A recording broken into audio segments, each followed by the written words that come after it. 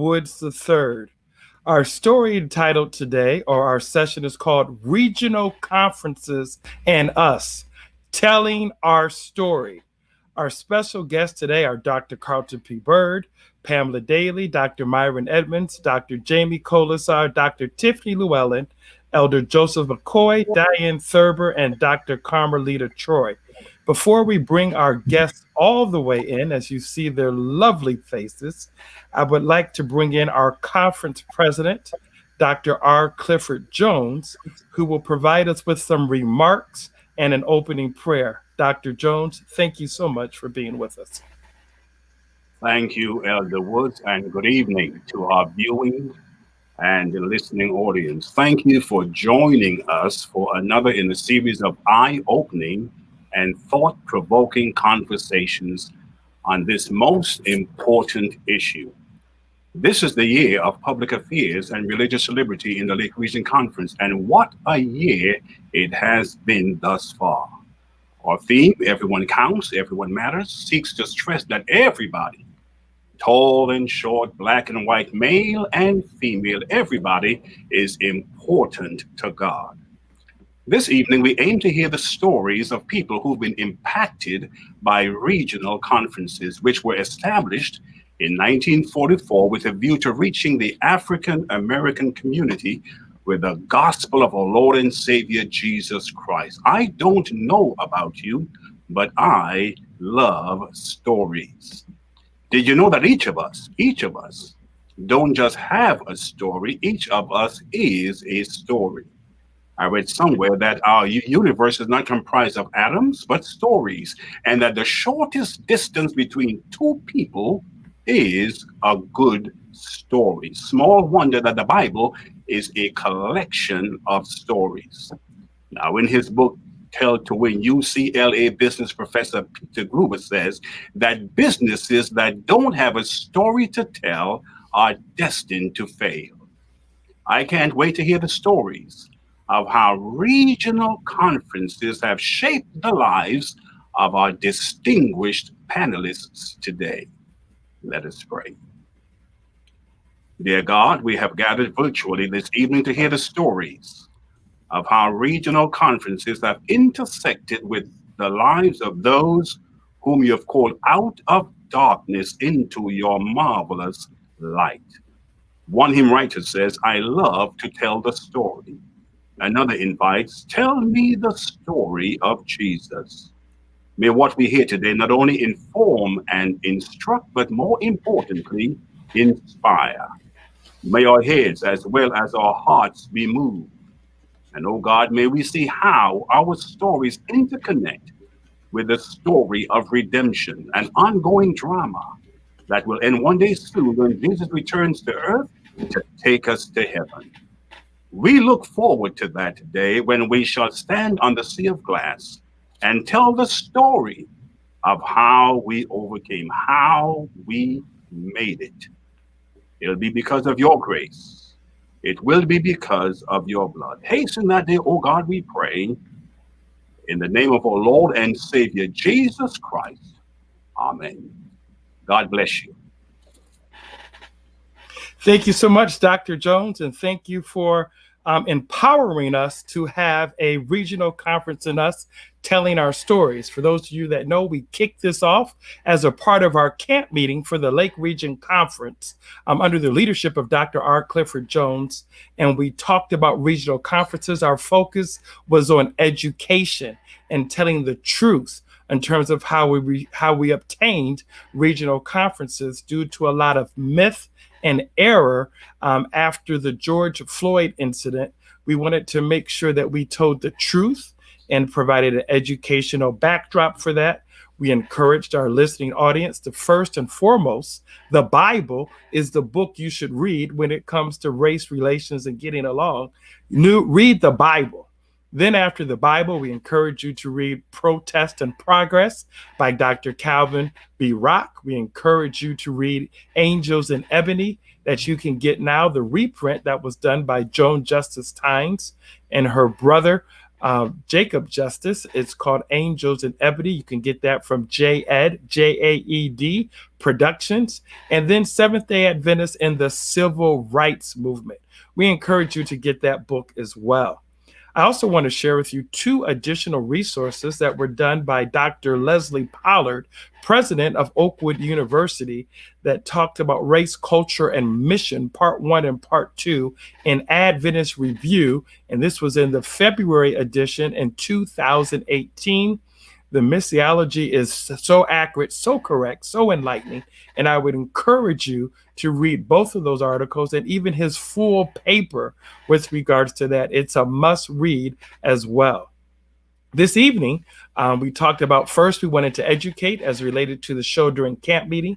We had a show 4 weeks ago as it talked about engagement, especially from the viewpoint of millennials and Generation X. Millennials and Generation X. We had an overwhelming positive response with regards to that.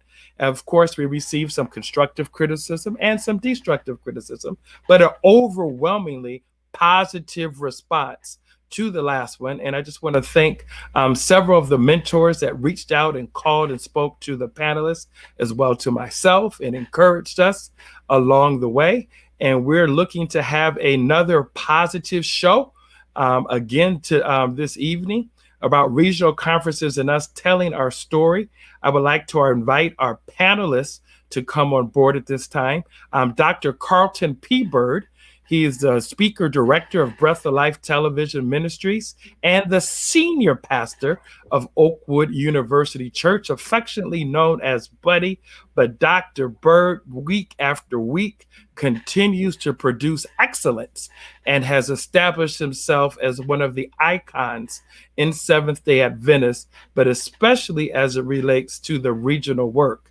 But for me, the most important moment I had with Dr. Bird was about 5 years ago at the General Conference session in Atlanta, when one of my friends who was losing their grandmother needed a pastor to come and just pray and anoint their grandmother. Dr. Bird got up about midnight, and he didn't go any old way. He's a pastor. He's a professional. Put on his suit, his tie or bow tie, wasn't sure at the time, but of course, he well represented the great gospel of Jesus Christ and anointed that lady and provided comfort to her just 5 years ago. So you might know him as Breath of Life. You may know him as the senior pastor of Oakwood. I know him as my friend, but someone that you can count on when you need a pastor in the nick of time, when people were away from their pastor, away from their family, and had a loved one dying. Dr. Bird came through. So for that, I will always have the immense, utmost respect for his ministry, not because he's my friend, but because he takes pastoral ministry sincerely and true. So Dr. Bird, welcome to the program. Thank you. Glad to be on, Elder Woods. Appreciate that kind introduction. Pamela Daly, Children's Ministry Director for the Great Lake Region Conference, my fellow colleague in ministry. Pam is like our big sister. She's going to tell us straight whether we love her or not, whether we like it or not, but that's what she does. She tells it to us straight, and we just love big sis Pamela Daly. She did children's ministry for decades, even though she didn't have children in children's ministry. Like myself, she's a volunteer, receives no payment from the conference, but is dedicated beyond measure and always down to ensuring quality education and the best for our young people. Pam, we welcome you to the broadcast. Thank you. Glad to participate. Dr. Myron Edmonds recently book called The Frustrated Leader. Dr. Edmonds is known for the Grace Community Church. He's known for his provocative posts, and he is just as real as they come. But I had a privilege of being in Cleveland for a wedding, and I had the privilege of just saying, let me just shadow and just follow what this brother is doing. Dr. Edmonds is not one of those folk that just tells people to go out in the byways and the highways, and he's sitting up in the office taking stat sheets. He got down and dirty, rolled up his sleeves, and was right there and actually knew the people who he was interacting with because they did basketball before a prayer meeting on Wednesday nights right there in the hood. Doing some good is none other. It's Myron Live, the frustrated leader himself.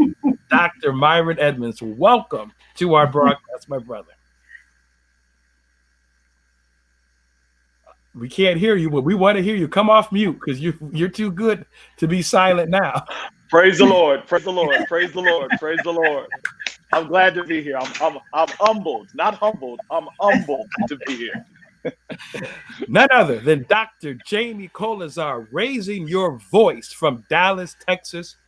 Dr. Colazar has made social justice a mantra in the Adventist faith and ministry. He did not go to Oakwood, but he challenged anybody and everybody that goes to Oakwood as it relates to social justice, from the Atlantic Union College, from the Dallas City Temple Seventh-day Adventist Church. From it comes to raising your voice, you can find no one better than Dr. Jamie Colazar. And if you don't know, you better ask somebody, because Dr. Colazar has turned institutions upside down and has made things go viral all across the world.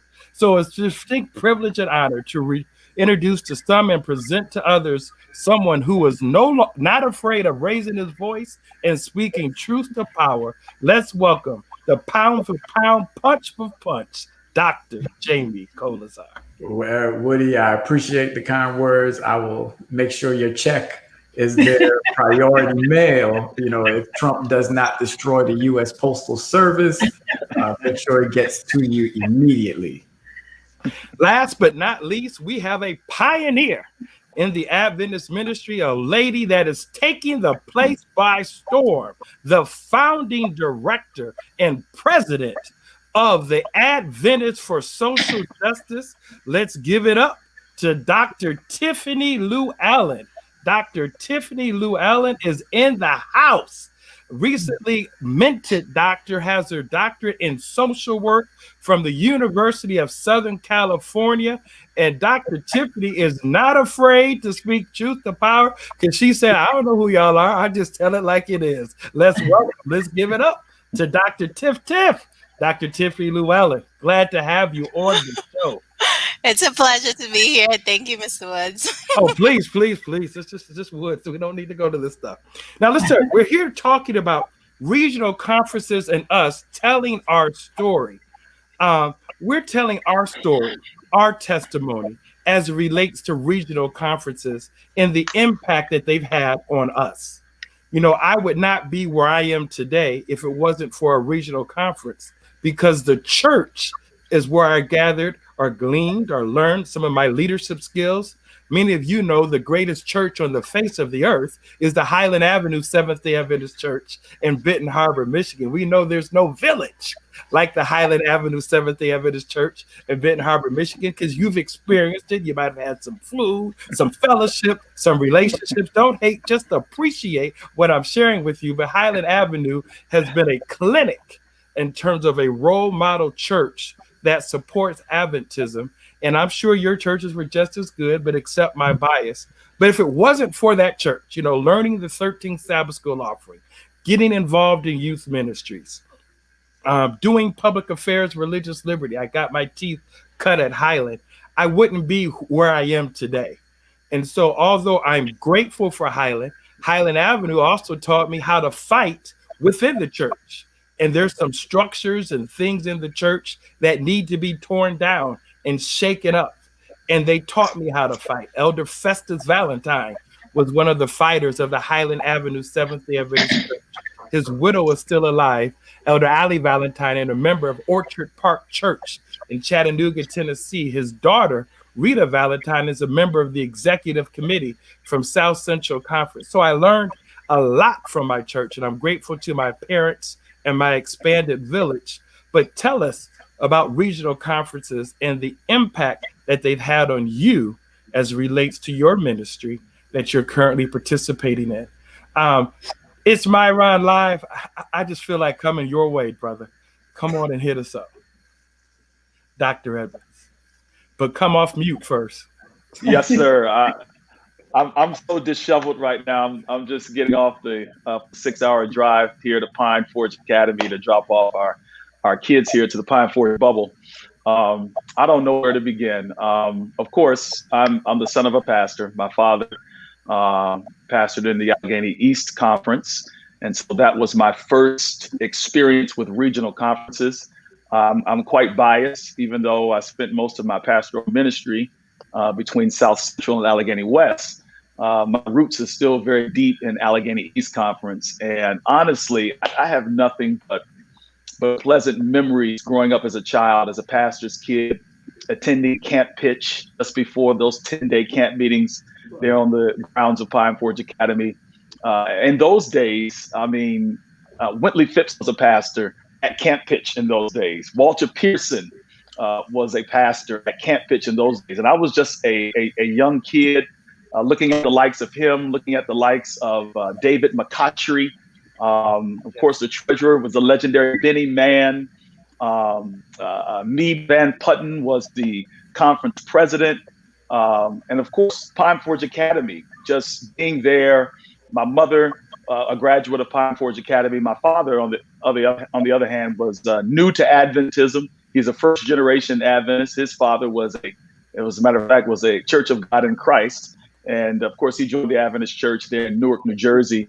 But I just have so many fond memories of growing up in this movement and sense really of pride that you have growing up in regional conferences. It wasn't until I began pastoral ministry that I began to look at regional conferences with a critical eye. But of course, growing up and enjoying those experiences, and of course, starting my ministry in South Central Conference that is just rich with history in terms of regional conferences, my memories are nothing but positive, and I have high hopes for us. I have high expectations for us. And I just really, I think I'll say this in closing. I think one of the things that I have noticed about regional conferences that I can say, I think honestly and intelligently in comparison maybe to some of the other conferences, is there's always been just a strong emphasis on evangelism. I remember my father pitching tents in Asbury Park, New Jersey, and seeing drunks come off the street and be baptized and end up becoming personal ministries leaders and ministers of music in the church. And so I've always had this itch and this hunger to see souls, Dr. Bird, saved into the kingdom. And so if you were to ask me, if you put a gun to my head and said, tell me what you think the meaning of regional conferences are, I would say it is a unyielding commitment to evangelism and to the mission of the church and souls being saved, particularly amongst people of color. Thank you so much. Dr. Tiffany Llewellyn, light us up, please, but don't hurt us. No, my entry into regional conferences really came through attending Northeastern Academy. For most people, I share that I was not born and raised Adventist, really don't have deep connections or roots to the church. My mother had come into the Adventist church years earlier. And so through coming to live with her, she placed us in this Adventist school that we had no idea what we were in for or doing at that time. We just knew that we were going to Adventist school. And so starting at Northeastern Academy was my entry into Adventism in the 10th grade. And even at that time, not fully understanding that my school was a part of a regional conference that had, much deeper history. Those were not really conversations or lessons that were taught. But I know the church that I then began to attend, Rogers Avenue in Brooklyn, New York, was very community focused, very much active with Pastor Kerr. There we had an on-site dentist. We had an on-site program for computer learning and GED classes, and we would cook food for members of the homeless population, and they would come twice a week. And that's where I got my community service hours. And so I came into this church really as someone who still had my jewelry on, and my pastor saying, I'm going to put you in AY, and still giving me opportunities to lead, even though I had not made a decision to be officially baptized just yet. But really coming into this community-oriented and community-focused church, and that was what I had been set up for. That's what I had fully believed that was the Adventist way across all churches. I thought, man, I just love this church around the community focus. just internally, but also the work that we had been doing in the community. And I believe that my church at that time was very much special, similar to, I'm sure, what you all would think of yours. But certainly my experience since then has shown that not all churches are really set up. And so I am very much grateful to have been introduced into Adventism through a church that really connected with my passion for the community really on, particularly as someone who's just had not been familiar with the Adventist way. Where I grew up in the Caribbean, for the most part, the Adventists in our village were very disconnected. They weren't really integrated into how we did life. And so I am grateful for my introduction into regional conferences here in the U.S. At my church and through Northeastern Academy, that then gave me so many opportunities to lead and to serve within the conference and Northeastern Conference, on the Atlantic Union Executive Committee. And so certainly my introduction has been great and had been a blessing. Thank you so much, Dr. Tiffany. Appreciate that. And thank you for your leadership, because you are making a difference, not just here in America, but across this world at a time like this, and speaking truth to power as relates to Adventists for social justice. Pam Daly. I'm sorry, Pam, go ahead. You can go back. Well, my story is one of a lot of opportunities.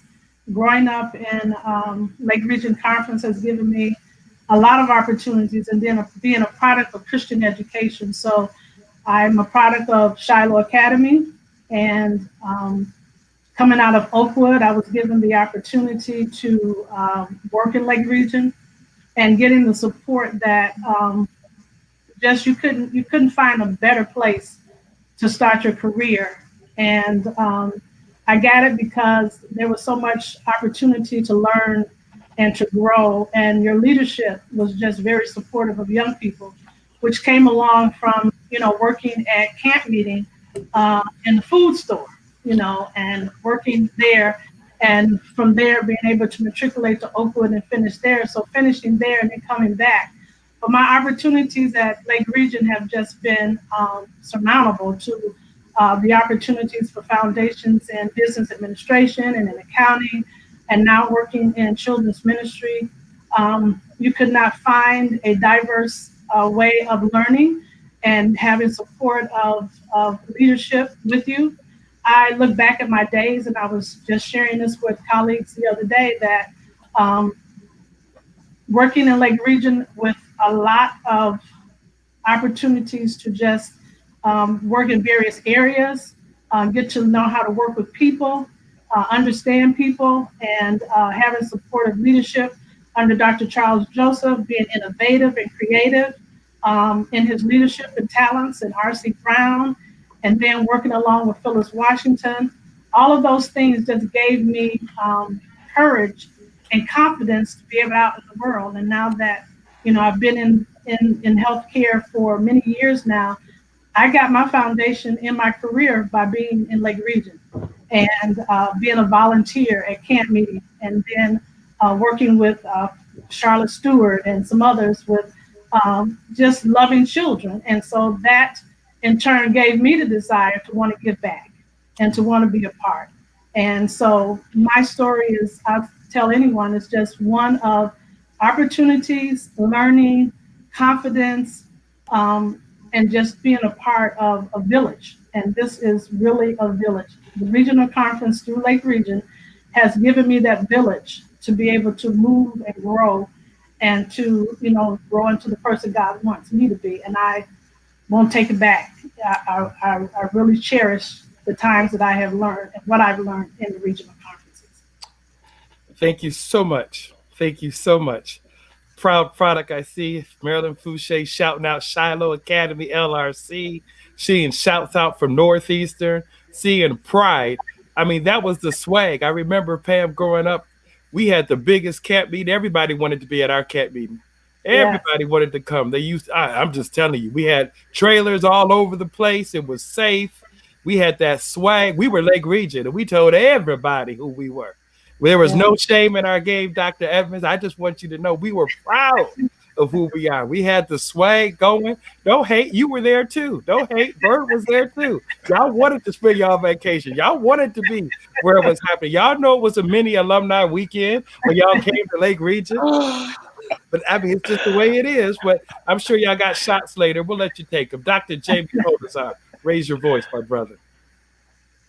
Yeah, so my story is similar to Dr. Tiffany and Dr. Daly, that I came into my experience with regional conferences through education. I attended Flatbush 7-day Adventist school. I was from 6th to 8th grade, and then after that I went to Northeastern Academy. Unfortunately, I didn't finish at Northeastern Academy. I was just not thinking with my head on, and really didn't pay attention in school and didn't really care for it. But that was my first experience with Northeastern churches. I grew up in the Greater New York Conference, went to a Greater New York, church, then attended Atlantic Union College. So don't charge that to me. But my true experience with with regional conferences came when I was hired by Northeastern Conference. And it was there that I learned that all conferences are not created equally. It was there that I learned that, there are Black conferences and there are white conferences. But being in Northeastern and being able to work with in pastoral ministry with people that look like me, African Americans, even though right now Northeastern is predominantly Caribbean, which is what I maybe can speak to that a little bit later. I'm sure Dr. Llewellyn understands some of our experiences growing up in New York City. But nevertheless, it was through Northeastern Conference that I began to get exposure to other regional conferences and to the experience and to the legacy and, putting up tents. And as Myron said, with evangelism, that was heavily pushed and heavily promoted. And just the love and camaraderie and the experience of being in Northeastern has done a lot for me in my ministry and in my livelihood. All right. Thank you, Dr. Colasar. It's good to see you. Last but not least, he says you can't out Adventism, but I think some can. But he's still, he's our leader. He's our friend. Speaker Director, Dr. Carlton P. Bird, tell us your experience with regional conferences where you are today. I see you're laughing. So Yes, you will not out Adventist me. Dr. Evans tried in his introduction when he was talking about Allegheny East, and he started naming names and Pine Forge Academy, which we love Pine Forge. That's our school. But let the record reflect, my roots stem from the Lake Region Conference, Shiloh Church, 7,000 South Michigan, there on the south side of Chicago, where Elder Samuel Myers built the church and married my parents in the old Shiloh Church. And let the record reflect, my family goes back to 46 in St. Lawrence in Chicago. Praise God. But God is good. What can I say about regional conferences? I'm thinking about my father, he pastored Lake Region. He and my mom were there, Lake Region, then Southwest Region, then the South Atlantic Conference, and then the Southeastern Conference, where I probably grew up in Florida. Praise God. Let me give a shout out for Hawthorne, Florida, where we used to have camp meetings down in Florida. But when you listen to all the panelists today, there are some common threads. Number one, regional conferences in terms of evangelism, specifically evangelism in the urban context. Regional conferences have not abandoned the cities. They are still in the cities, still preaching the gospel of Jesus Christ. Praise be to God. You have also heard a common thread about education. You've heard about Shiloh Academy. You've heard about Northeastern Academy. You've heard about Pine Forge Academy. All of these are regional conference institutions, and we praise God for that. The other common thread you have heard is the opportunity for leadership. All of us on this panel right now who have worked for the church or served the church, I would dare to suggest that if there were not regional conferences, we would not be able to share these testimonies of what these conferences have done for us in terms of leadership. We cut our teeth preaching at youth federations, youth congresses, at camp meetings, and that's where we learned. And after we learned in those settings, God has blessed us now to be able to serve the church, serve regional conferences and the greater 7-day Adventist Church, because of that foundation. So today we ought to praise God. We ought to praise God.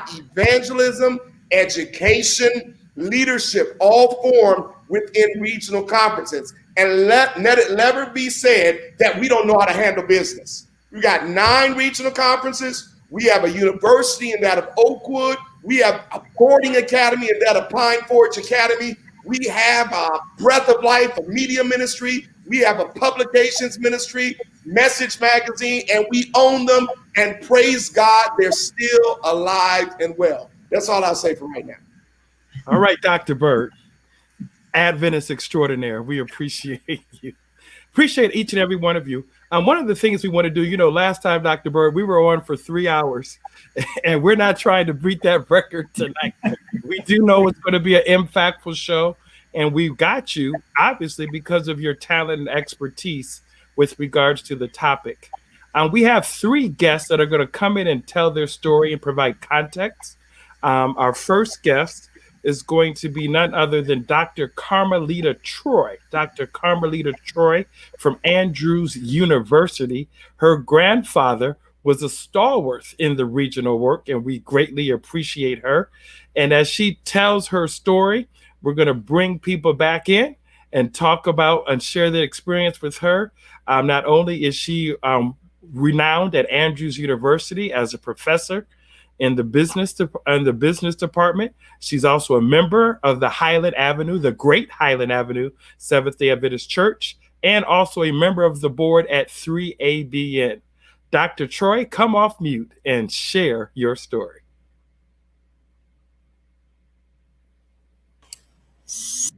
Woody, thank you so much for inviting me to talk a little bit this evening about my story and a little bit of the history of my family within Adventism, and also from their perspective of the church and race and religion from their time. I want to add, though, Woody did mention that I'm on the board of 3ABN, but he neglected to mention that I'm also on the executive committee of the Lake Region Conference. And so I think that since we're talking about regional conferences, that we should mention that as well. In preparation to talk about this, I went through a number of the files from my grandparents. My grandmother saved pretty much everything that was written about my grandfather. His name was Owen Troy. And some of you may know an Owen Troy. There are 3 of them. There is my grandfather, Owen Troy, my father, Owen Troy Jr., and then my brother, Owen Troy, as well. But I'm going to put my story into the context of my grandfather's story so that we can better have an understanding of the history of Blacks in America, and especially as it relates to the Adventist Church and to Oakwood College. Now, my grandfather was a Californian, as was my father, born in California in 1899. He went through Adventist education, graduated from the San Fernando Academy in 1918, and graduated from PUC in 1922. Education was important to him. And he also, while he was pastoring at the Shiloh Church, he was a pastor of the Shiloh Church back in the 1930s, he worked for and obtained a master's degree from the University of Chicago. And in the 1930s as well, he served as the business manager of Oakwood College. Now, in 1936 is when he went to work there, and I believe it was 4 or 5 years prior to that, Oakwood had their first Black president. So Oakwood, the first 35 years of its history, had Black administration, Black faculty, sorry, I misstated that, white administration, white faculty, and then Black students.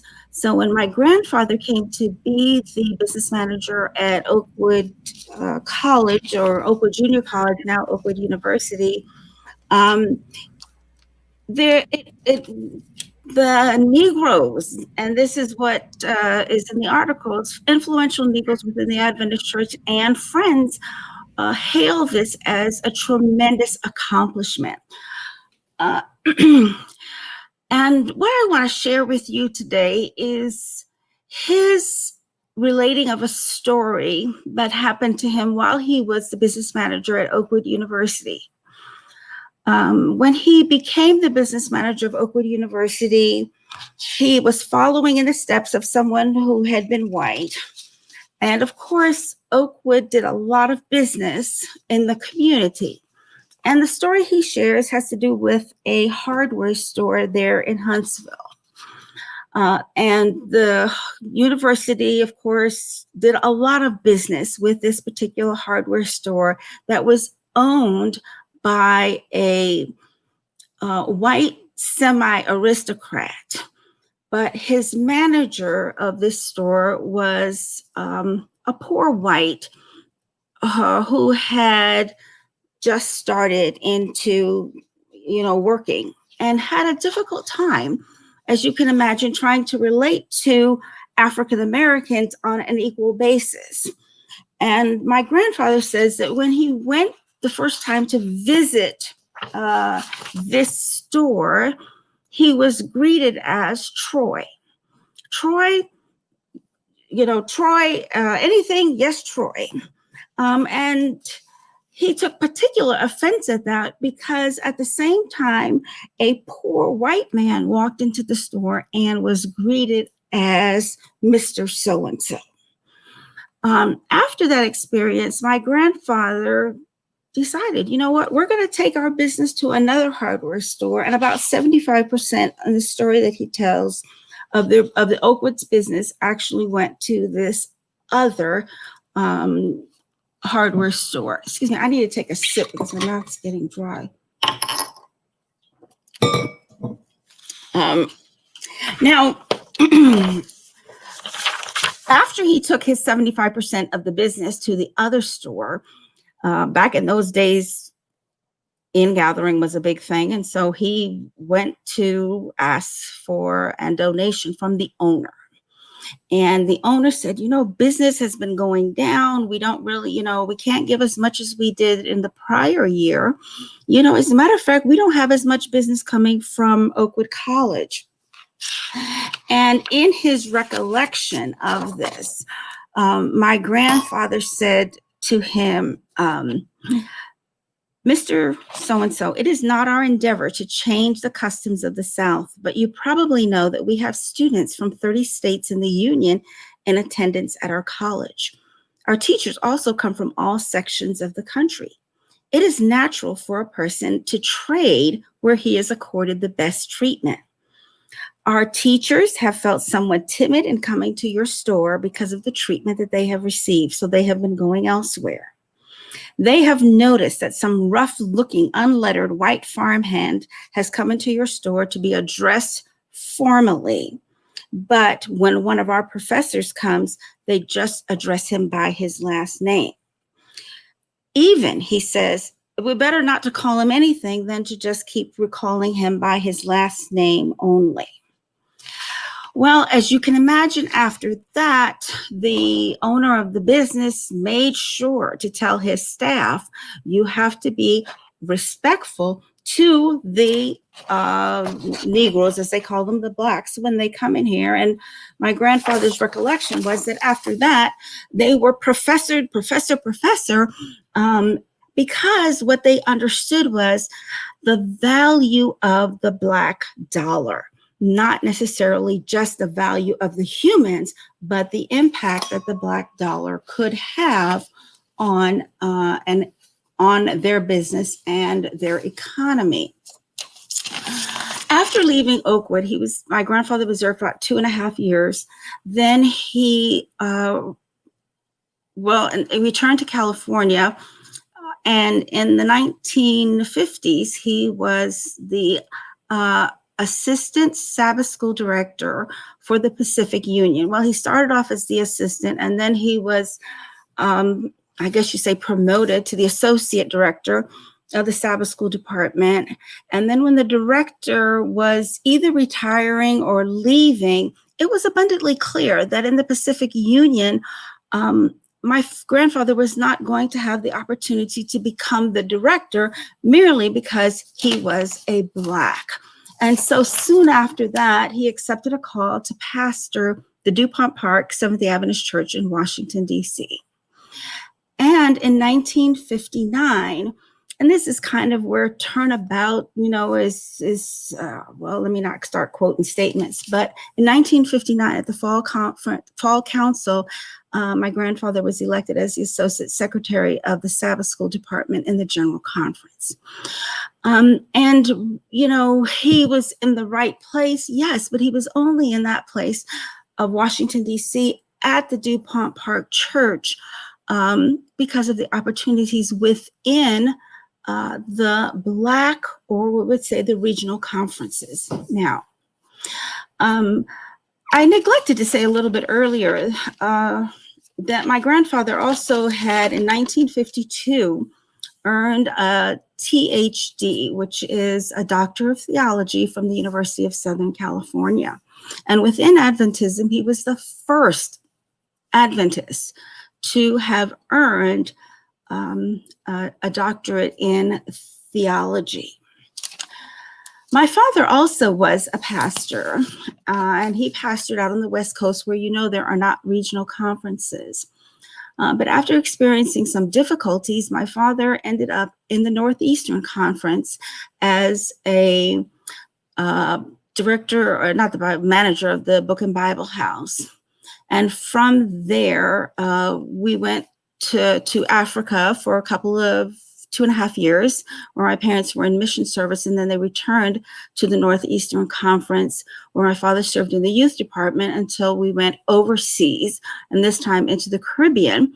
And so I think the strength of my family's history within Adventism is come in part because of the regional conferences, because of the Black work, and also, because of the opportunities that education afforded them. So I remember as a child growing up at Camp Victory Lake. I know many of you know, in the pavilion that was there. I was too young to be a camper myself, but it was an environment, an enriching environment that was there for Black young people, especially those coming from the inner city of New York.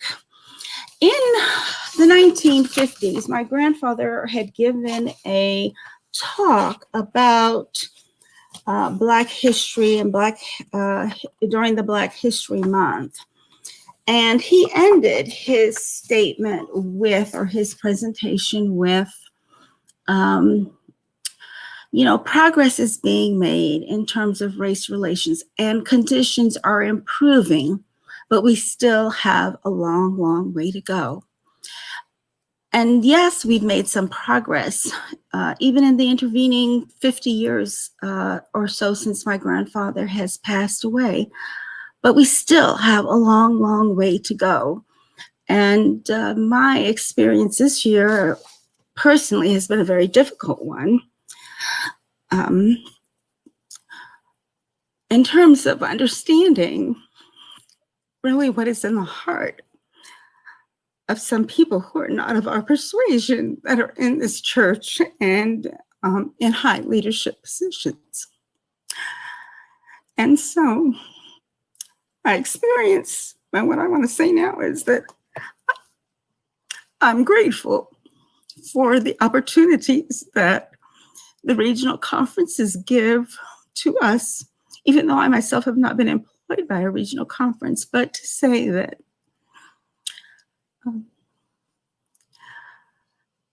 there's many things in the church that have changed in the last 100 years. But some of those things that have changed have merely gone underground.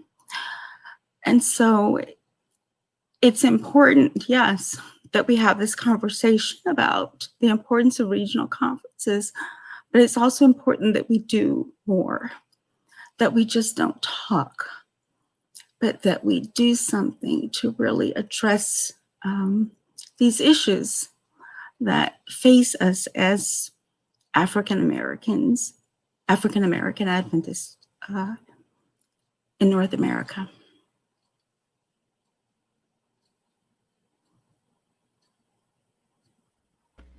Dr. Troy, thank you so much. What a powerful testimony. We can bring her and the panelists back on the screen.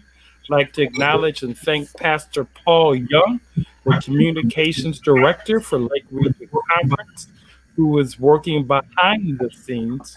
But at this time, we'll start with Dr. Bird. You heard Dr. Troy's testimony. Go ahead and we'll start Dr. off Troy, with first you of all, I with want to regards thank to a you for your response. transparency. I want to thank you for your heartfelt testimony. You weren't afraid to share what you were feeling, not just in your head, but in your heart. And I want to affirm you for that today. Every time I walk into the Oakwood University Church, I see your grandmother's name on the plaque. She was the clerk when the church was built. And so I praise God for this opportunity for us to connect this evening. You're now at Andrews University. Andrews University is a general conference institution. You said we've progressed a bit, we've grown a bit. Can you tell or unpack for us just a little bit more Andrews University today versus what Andrews University could have been years ago? You said we still have a lot of work to go. Kind of unpack that for me. Now say that last part again, so that because I didn't hear. I just wanted you to unpack just a bit. Being an employee at Andrews University today, one of our general conference institutions, not a regional conference institution, but the larger World Church institution. You said we had a lot of work to do and a lot of work to go in the future, but you said we're not where we used to be. And so I just wanted you to talk a little bit about where you feel we are today as an employee at Andrews versus maybe what you experienced as a child. You got a bit emotional about your family's history and story. Tell me what it's like to our audience today. What is it like being an Adventist worker at an Adventist institution? That's not a regional conference institution. Well, I don't have very much to compare it with because I have not worked at Oakwood University. And I know that many of you have heard the story about its time here at the university that occurred 2 to 3 years ago. My experience at Andrews has been a positive one, I can say. I know that the university has put forth a great deal of effort in order to, address, maybe that's the right word, some of the issues that may have occurred. Now, I've been at Andrews since 2007. My experience has been a good one. I know other people have had maybe somewhat of a mixed experience, and certainly years ago, I can remember being here in 1975, 1976, when my father was in school and I went to the academy, and I really felt like a second-class citizen there. But I believe that things have changed, but I have nothing to really reference it back to other than what I have observed. Now, would it be? Well, you mentioned it's time. It's time happened as a result of one of our panelists, Dr. J.V. Kolazar. So that you ushered that in. Talk a little bit about that and what has been the follow-up. And Dr. Kolazar, you're here. You can also talk about that as well. But what was the climate like from its time, Dr. Troy, and what has happened as a result of that? Are you? Well, you mentioned that, so I don't know what to say. If you're asking me, I can say, certainly. I think the faculty and the staff have become much more cognizant and aware. We have Michael Nixon here, who is the VP for diversity, and he has been influential in making opportunities that for leadership, new organizations, and so forth that address African American students, being there to address them, especially with the administration. He's come even to our faculty meetings to help us really better understand. Because, understand that at a university, I'm kind of siloed. I am in the School of Business, and my interaction for the most part is with faculty that are in the School of Business. So something that may be going just across the sidewalk in the seminary, I'm not always necessarily aware of. So having Michael Nixon to be able to bring us together, to be able to address these concerns and concerns that students may have, I think it's helped us to be more sympathetic and empathetic toward the experiences that some may have that are outside of the school that I'm in. I want to jump in here, Elder Woods, since you called on me first. I'm glad to hear that there has been some progress with that, because I've hoped and prayed that you hear in our institutions that we have diversity officers now. And I hope that has not just been something of tokenism, if you will. We're just going to do this just because, but that there is meaningful and appreciable difference. So I'm grateful to hear that from your perspective, that office has facilitated at least a greater awareness among the student body and the faculty and staff relative to the needs of African American or Black people. Because I was hoping, after we're hearing this, diversity officer at this institution, diversity officer here, we don't need tokenism, we need action. And so I'm grateful to hear that has, been happening there on campus. Now, and I would like to add that what we have learned, what I have learned is even helped me as well as a professor. Even this summer, I had students had to do these presentations for their capstone course in the MBA program, and I had to evaluate 4 or 5 of them. And one fellow who was white did a fantastic job. He knew how to present himself very well. Then there was a few others that did okay. And then there was a Black fella who was there. I don't believe he was American, and he didn't do as well. And what it made it cognizant is my responsibilities. I know I'm going to have him in class in the fall. I need to reach out to this particular student and help him to, build the confidence that he needs, help him to show him the tools that he needs in order to be able to be just as good as that other white student was, but he hasn't had the opportunities, because if he's been in other classes, I can imagine, okay, he didn't do so good, and then you just move on. But I realize maybe more clearly now that I have a responsibility that is to be more nurturing, to be more of a mentor for the students that cross my path, that really need that mentoring and guidance, and they aren't getting it when they're in their classes with their white or non African American professors.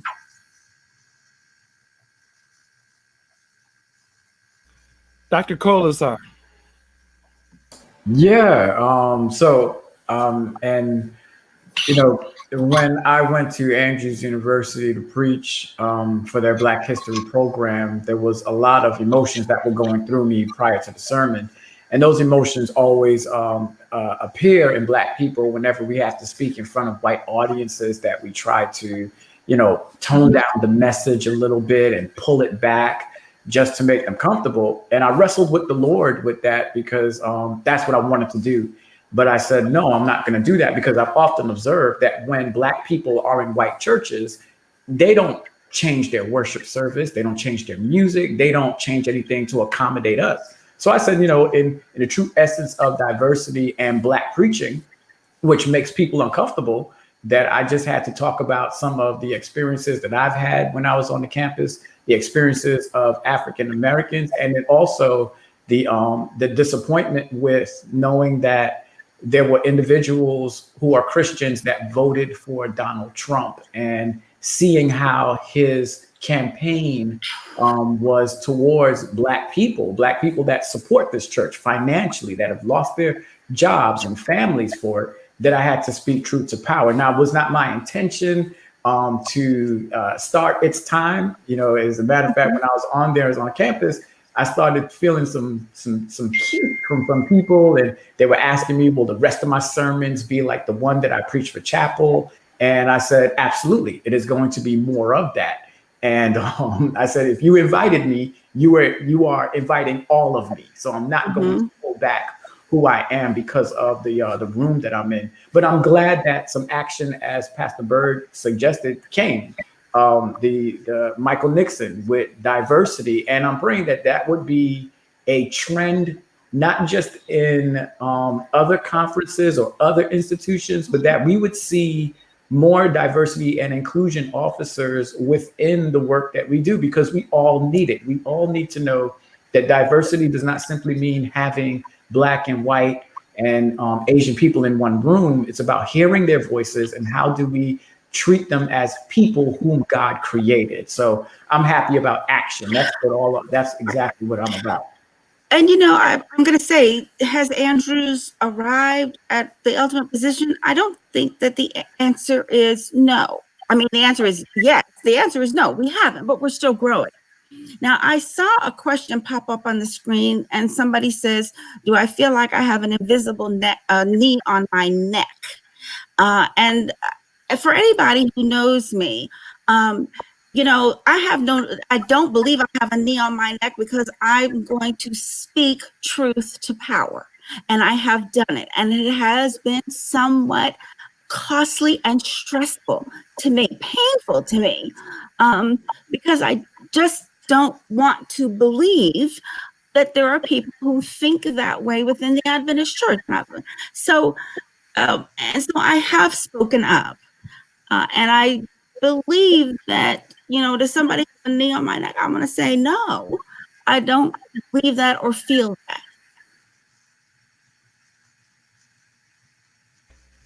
Well, one of the things I'm happy about Dr. Michael Timothy Nixon is, his stock, and he comes from a family that will not allow a knee to be put on his neck. So I affirm his leadership and what he is doing. But prior to Michael Nixon, I really have to give a shout out to Dr. Walter Douglas and Dr. Newton Hoylett, because they were holding it down at Andrews. And when I say holding it down extremely well. And I would be remiss if I didn't talk about what they did in terms of rallying behind the faculty growing up in that community. Those were the guys that I got a newfound appreciation for, because they taught me how to fight within the system and be productive. And so I really want to give a shout out to them as pioneers. They're both Dr. Walter Douglas and Dr. Newton Hoylett. It hasn't been the same since they left. And Michael Timothy Nixon has brought a resurgence, and he needs to be commended for that, because you can be rest assured he is not working with the same complement of resources as other vice presidents, but it's still effective and a voice to be reckoned with, not just at the university, but in the broader community as well. So my hat's off to him. Dr. Tiffany, come to the mic, please. Yeah, thank you, Dr. Troy, for sharing your story and your emotions that you shared with us around that. I was wondering your thoughts, particularly with the history and these stories in our Caribbean communities. As someone who grew up in Northeastern Conference, and I heard your own experience there, I don't feel like we are, or at least in the time that I was growing up in Northeastern Conference as a teenager, really hearing enough of these stories or understanding these dynamics in the context of what a regional conference is, a lot of the history behind it, a lot of these stories, a lot of these experiences I learned much later on, especially as I got deeper into the work of trying to do social justice within an Adventist context. But growing up in Northeastern as a youth leader, working with, so many of my peers, even at the academy, never really, and my church being predominantly a Caribbean church, and, like Dr. Kalasar mentioned, it's really the norm in Northeastern Conference. we are not really given the context of regional conferences and these stories in this way. I was wondering if you have any thoughts around that, particularly in ways that we might be able to ensure that these stories are reaching our Caribbean brothers and sisters and young people. And that's a challenge that we have, because so many of our young people are not going to Adventist schools.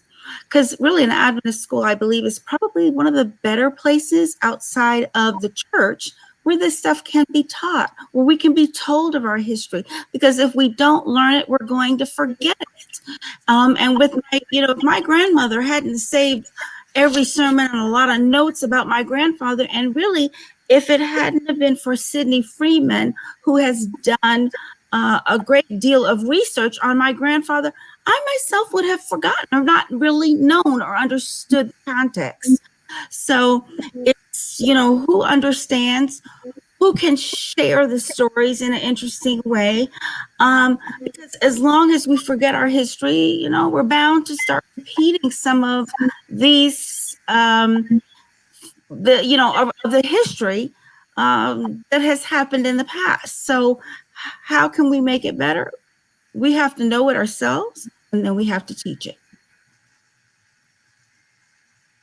It's interesting that you said that. I had a chance to be in Florida, and they were talking about, we don't hear these stories. I want to affirm what Dr. Weldon is saying. We didn't know about this stuff. We've gotten myths and lies about regional conferences. The missionaries came and told us something totally different. They tried to take away our culture, take away our worship, and they didn't know. And then, you have this great melting pot at Andrews University, and it's like, how do you not know? Mm-hmm. I mean, Nethery Hall is named after the person that was there at the meeting. How do you not know? And, with regards to this shouldn't be a secret. I mean, this should be an open thing. So I'm a little confused about that, too, how people do not know or how they want to rewrite history. But think about this, Woody. Dr. Tiffany is saying that she from the Caribbean attending Black churches, and she didn't know. How much less is it going to be known by white people who are not even in the context of a Black church or a Black community? And this is, I think, a large part of the problem when you're trying to help some white people, not all, understand the issue that was with George Floyd and others. They have no context of understanding general Black history, much less church Black history. Pam Daly. It's good to hear her story, and I see the emotion that she had. The concern that I have, and I'm so glad to know that you have a strong history, but there are many of our young people and our children within the Adventist Church that doesn't have a story or a background. They're newly into the Adventist work, new to Adventism, period.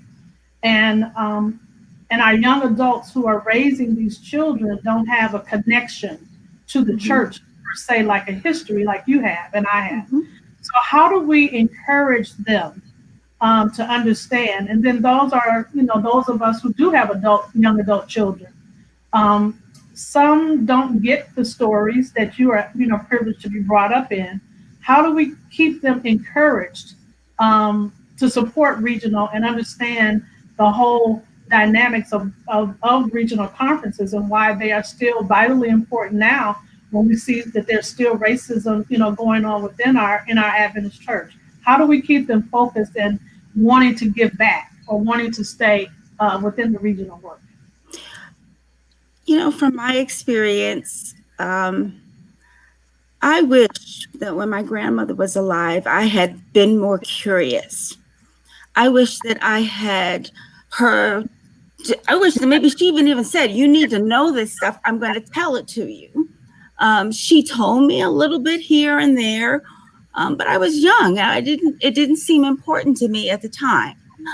She documented a lot, which is to my advantage. But I think sometimes, we have to share the stories, and you have to share the stories even when they don't necessarily say they want to hear them or they're not curious about them.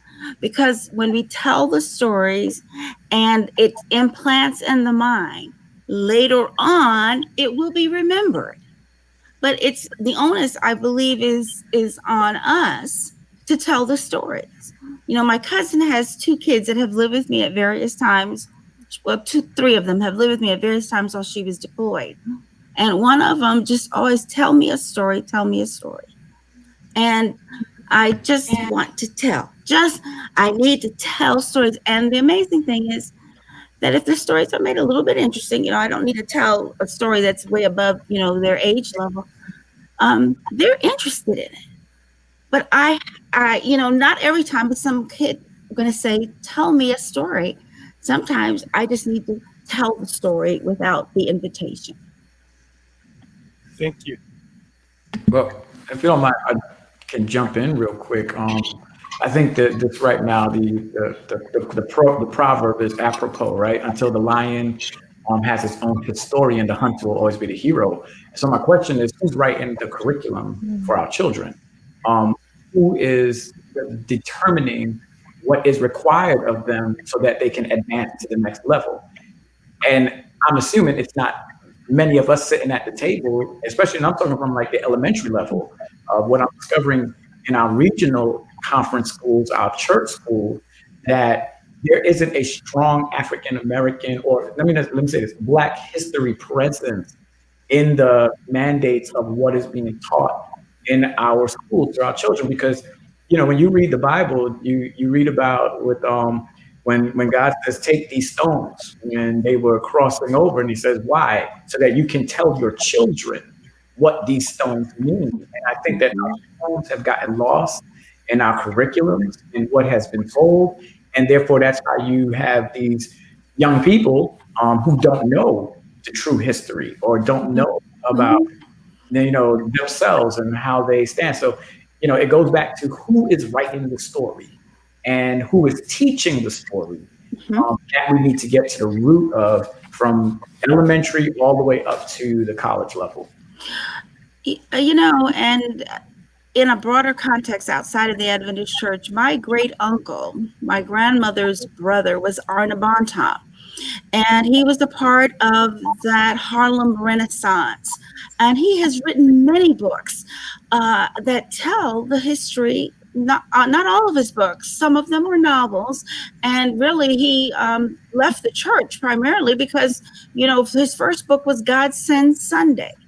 All right. Well, any Adventist knows that God didn't send Sunday.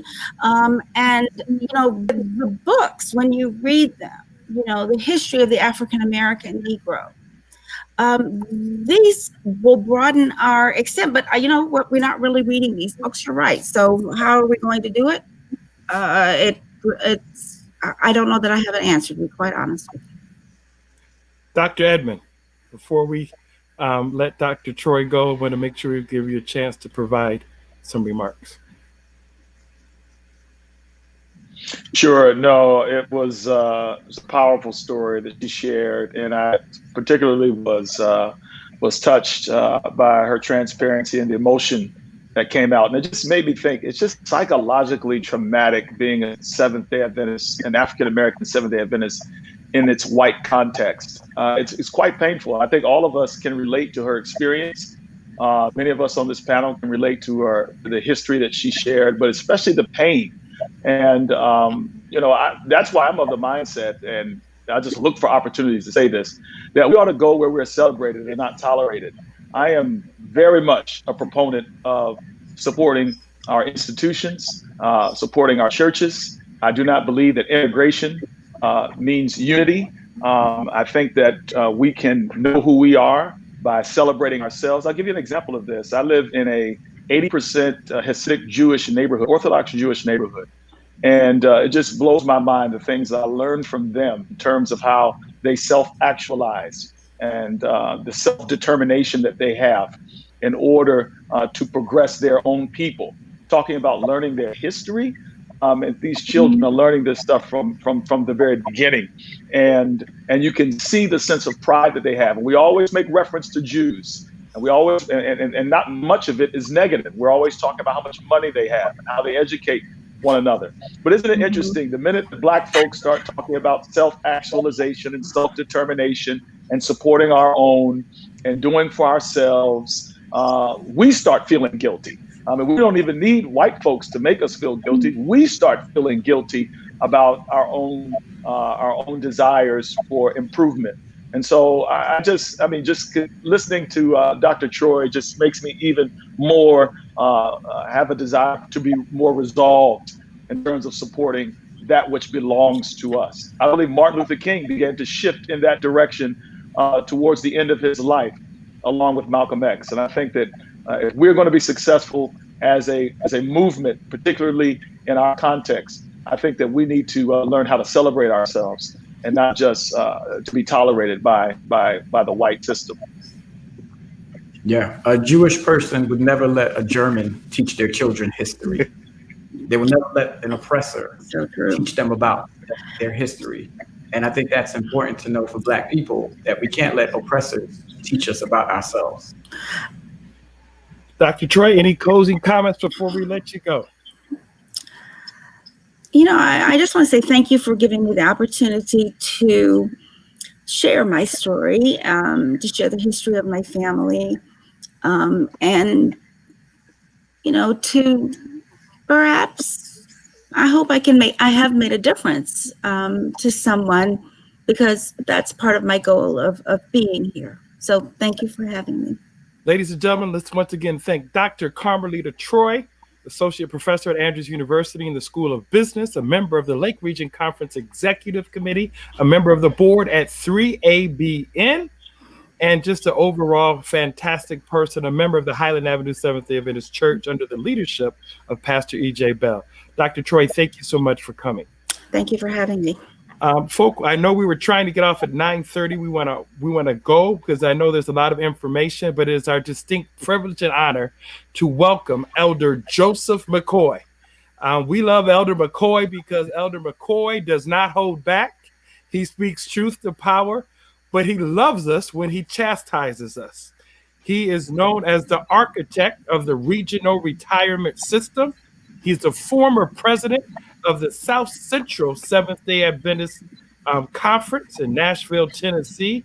And every chance we get a chance to have him, we know it's going to get real in a hurry. Folk are already smiling, laughing, getting ready. Say, oh, get your seatbelt ready, get your popcorn ready. Dr. McCoy is in the house. Uncle Joe, Bishop McCoy, we love you, Elder, and thank you for being with us this evening. It's my privilege to be here, and my hat's off to Dr. Troy. I know the Troy name very well. Was saddened when Elder Troy, Dr. Troy passed away not so long ago. And I think about him often and the contribution that great family has made to our work. So I salute her, and I'm sorry she's off when I come on. We'll make sure your words get to her. Elder, share with us your story about regional conferences. It's very rich, and we followed it. We loved it. I mean, people here you've hired, so there's an immense amount of respect for you and all that you have done. We love your children, your wife as well, but tell us your story in your own words, Elder McCoy. Well, I will try to be brief. I've been around a long time, so when you're around a long time, it's hard to be brief. But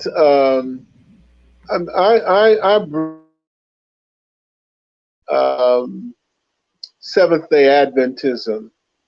I went to Adventist church schools my entire educational career from grade 1 all the way to Andrews, with the exception of 1 year. I went to Oakwood Academy. I went to Oakwood College. I've been in a Black conference the whole time I've been on the face of the earth, have never been tempted to cross over the Jordan. Just happy to be in the work of the Lord on this side of the Jordan.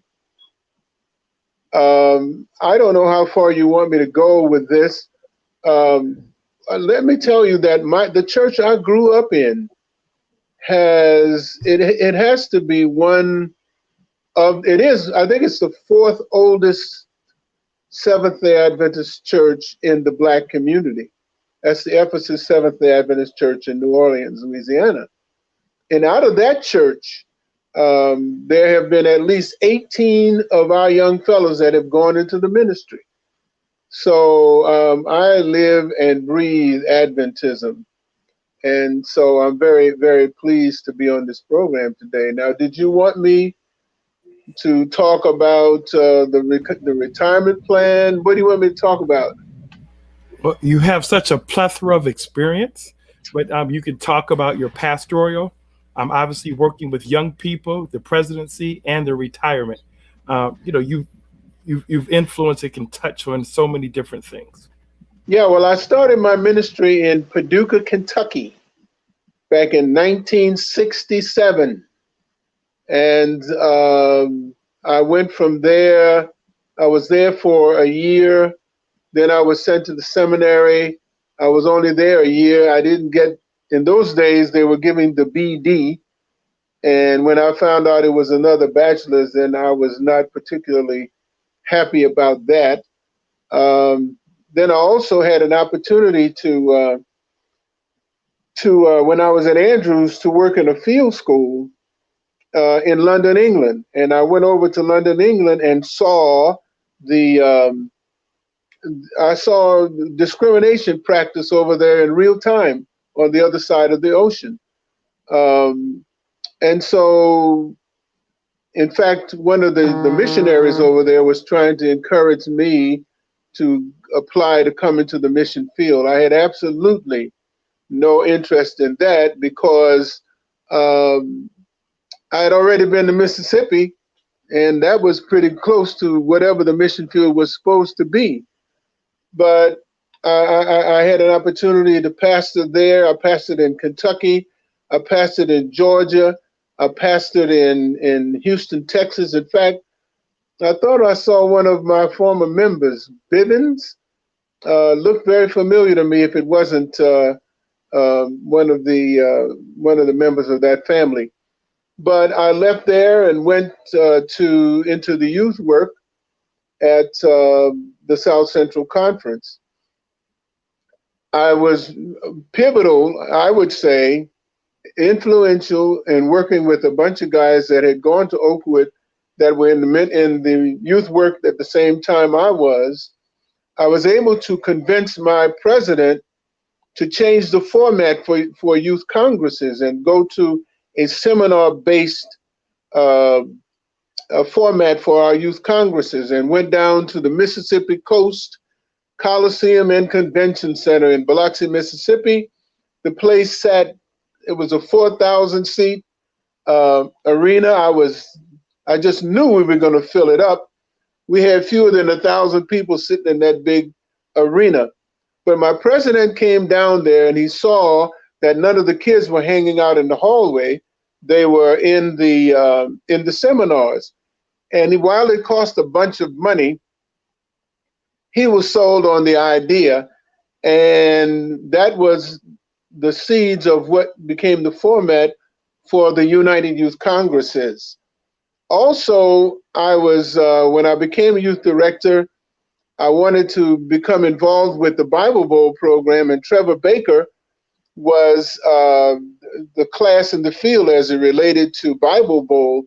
And I convinced him to have my championship Bible Bowl team to play his championship Bible Bowl team. And man, we went up there, I can't even remember where we met, but wherever it was, the Northeastern Conference team beat us like we stole something. But it was the beginning of the National Bible Bowl program.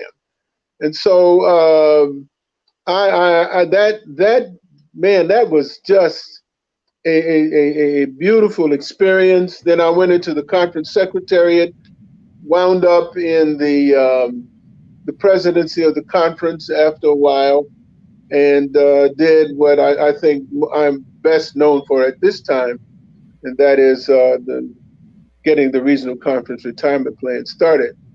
But while we talk about that, I don't mention enough myself of those presidents that were in office at the time when we put this program together.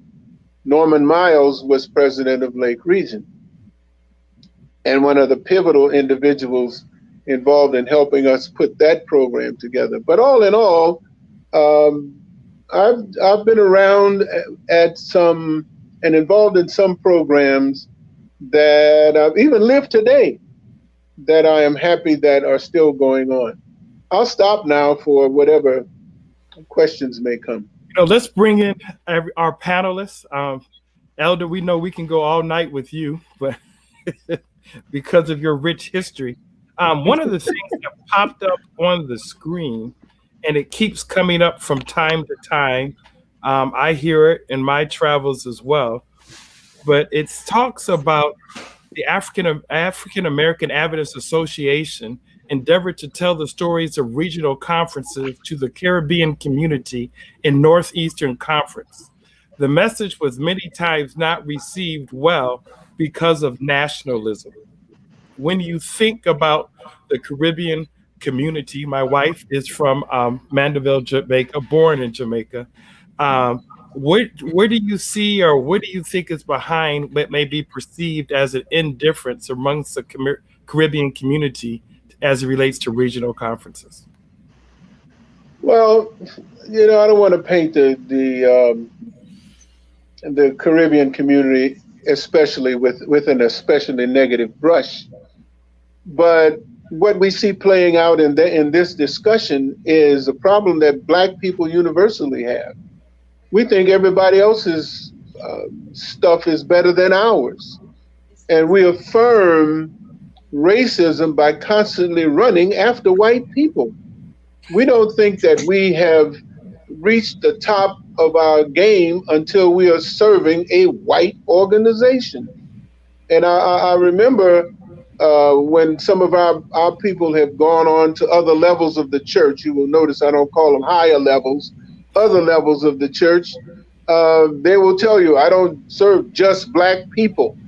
I'm serving the whole church. Well, the fact is that the people who are most interested in diversity are Black people. And even in the African and Caribbean countries that I've been into, the governmental positions are held by the indigenous population. But when it comes to commerce and business and finance, the other nationalities are running those parts of the program. And so it just plays out that we are always affirming others at our expense. That's my view of it. I could be wrong, but that's the way I see it. But we have to overcome. You folk are touching on a subject we don't want to talk about. And Black Americans and Caribbean Americans, and recently come to this this country from Africa. We've got to get in the room. We've got to close the door. We've got to shed the blood. And when we get through shedding the blood, we can come out of there as one people. We've got to kill the dragon first. And the only way we're going to do that is come together, all of us, put our nationalism aside, and let's get on with fixing a program that'll get us where we need to be. Dr. Myron Edmonds, come on. I'm just here to hear Elder McCoy. I'm still very intimidated just being in his presence. This man hired me. He hired me from Camp Thunderbird. That's the camp. But honestly, and all I can say really is just, you're listening to Elder McCoy. Buddy understands this. This is what I grew up in terms of, this was my early introduction to Adventist ministry. Now, growing up as a pastor's kid, you kind of take these things for granted. You don't ask these questions. I could care less really about regional conference as a kid, but of course, when the call of ministry comes and you're sent to South Central Conference, which to me really is the epicenter, so to speak, of history in many respects, in a large part. I know other conferences would take umbrage to that, but I do think that there's so much to be learned. And Elder McCoy was very instrumental. And I'll say this, and I think a lot of people criticized him for this.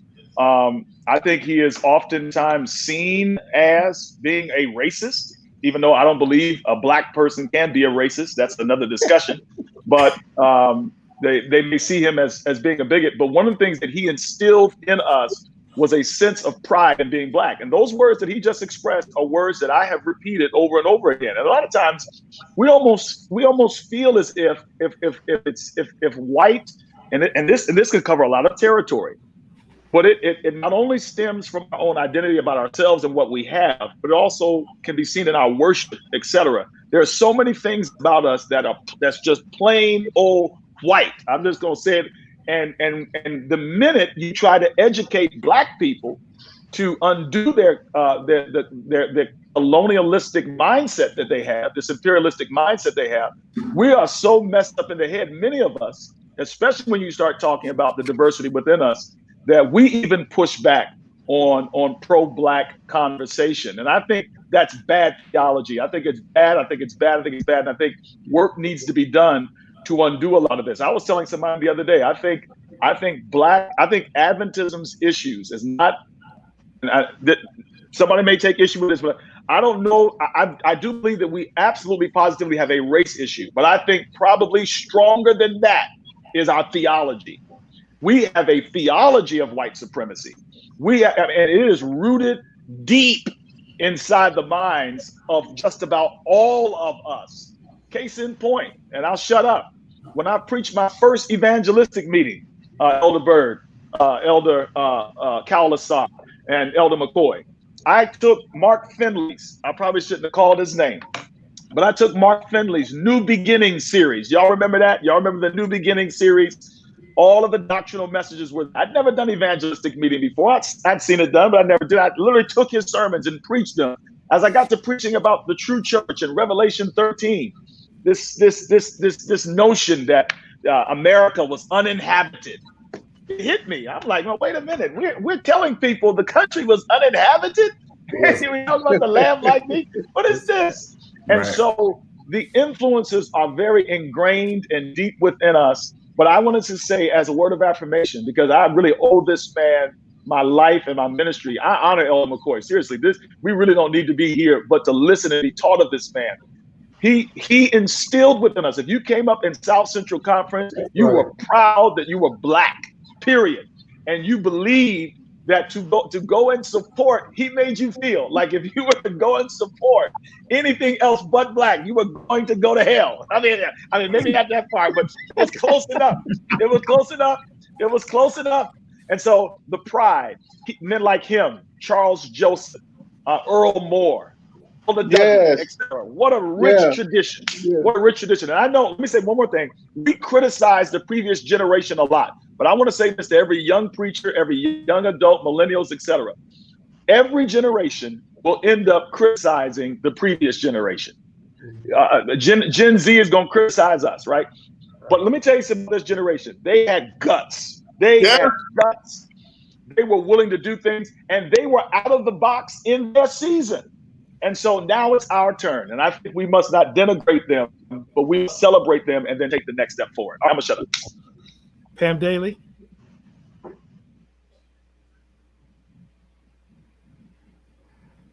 Pam Daly. I just am so, glad to be on this conversation and to hear Pastor McCoy and applaud him for the tenacity, for the courage, for the innovativeness, all of that, because the leadership of those names that Dr. Edmond just described, Dr. Joseph, Earl Moore, yourself, I just applaud you for stepping out, and doing the regional, conference retirement. I worked in Lake Region, so I understand all of those dynamics. And for you all to really feel the passion and love that you don't want this to happen to you. You don't want this to happen to your colleagues as you retire, and to pull away. That was admirable, to the point where is still in existence and it's still viable. And it's something that those who are not a part of it, who are in our, white conferences are saying, how can we be a part? Why is it, that we can't, be a part of that? And that is something that I don't know. How do you share that same gut, that same drive, that same passion, that same, I don't care. I'm thinking about us. I'm thinking about what is good for us. How do you share that passion, that drive to the next generation that's coming along? I see Dr. Bird, I see Dr. Edmond, I see them, stepping out. Dr. Bird getting in trouble for, doing Black Lives Matter. Dr. Edmond for his frustrated leadership or whatever it is. But how do you keep that drive going so that they can continue to make a difference? And a serious, amountable difference that helps our regional conference and our African Americans. How do you keep that going? Well, if I may, Mr. Moderator, it looks like you have the seeds, you have the people here that can keep it going. You've got Dr. Bird there, you got Dr. Colsaw, you got Dr. Edmonds. I mean, these young men are very serious about this business. And I want to take a moment to give a shout out to the late Charles Edward Dudley. Elder Dudley was president of the South Central Conference. And all of these people, you talk about Charles Joseph and Sherman Cox and Earl Moore and Randolph Stafford and Henry Wright, all of us started in South Central Conference. And the strength of that conference was that Dudley freed us to do whatever we thought was going to move the work forward. And I mean, it got to the place that our conference was so militant at that point that the union was afraid to come into our conference. And we were proud. Yeah, they're scared to come in here because we bad. You come in here, you better bring your lunch because we're going to be here all day. But the point is that he freed us to use our best gifts where they needed to be used. We had a pastor that sued the General Conference as an active pastor in a church. That brother was in Mississippi, and he sued the church. You would think that the president would have ostracized him or tried to do something with him. He told him, go on, keep going, and we got your back. And that is what helped propel South Central into the conference that it is. But I'm going to tell you this. There are some issues that we have to face. You hear a lot about income disparities. There are income disparities in the Seventh-day Adventist Church.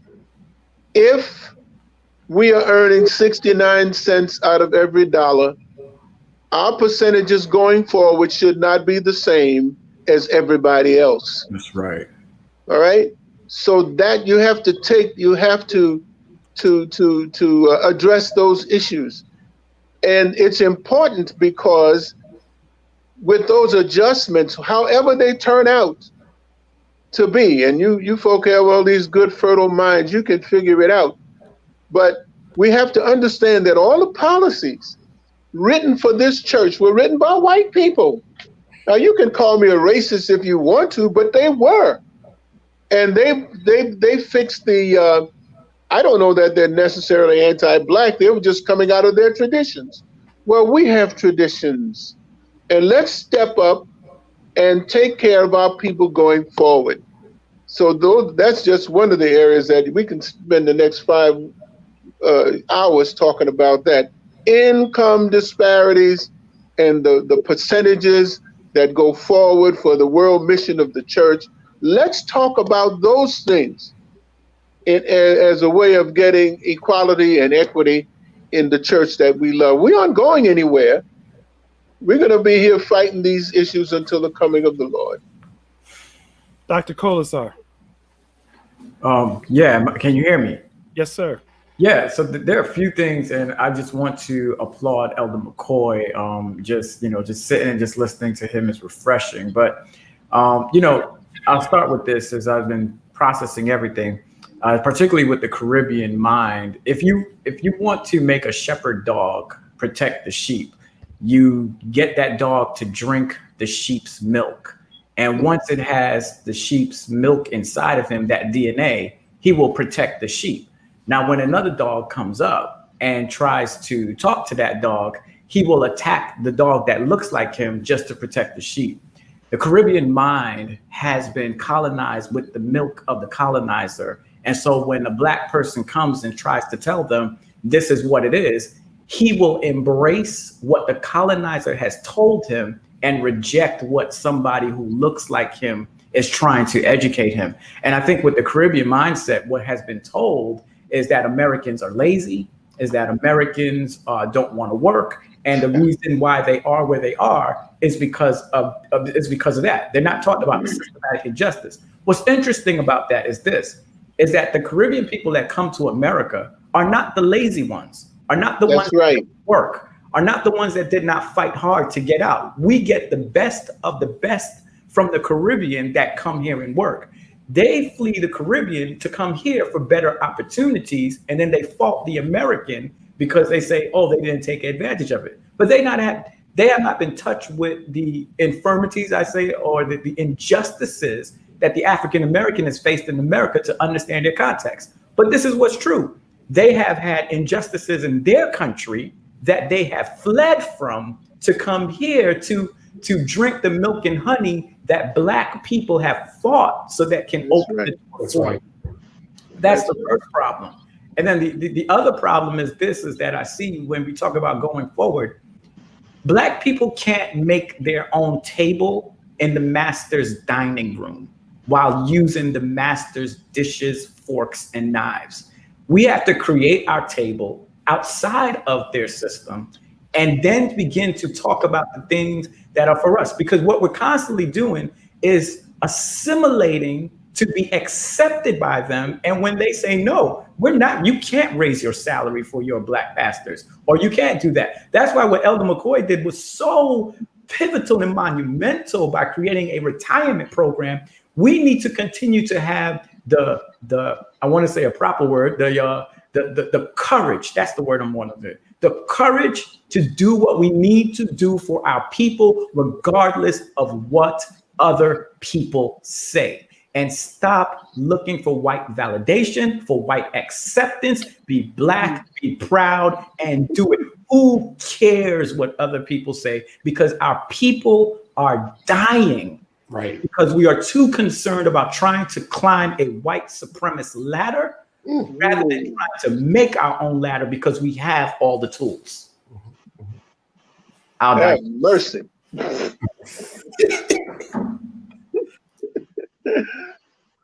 Well said. Hey Jamie, you speak McCoy's language, Jamie. You speak McCoy's. Hey, if he were a president, that's right. I'm gonna hire him anyway. I'll hire him right now, and I don't have a conference. I'll take that job McCoy has for me. We can't hear you. Dr. Tiffany, you're next. Thank you so much, Dr. McCoy, for all that you shared and just all that everyone has reflected. I have two questions that I don't know if we have time for, but I'll throw it out anyway. One being, I'm incredibly curious about what do you envision the process to getting in the room, shedding the blood, and coming out more united to look like between the Caribbean community and African American community.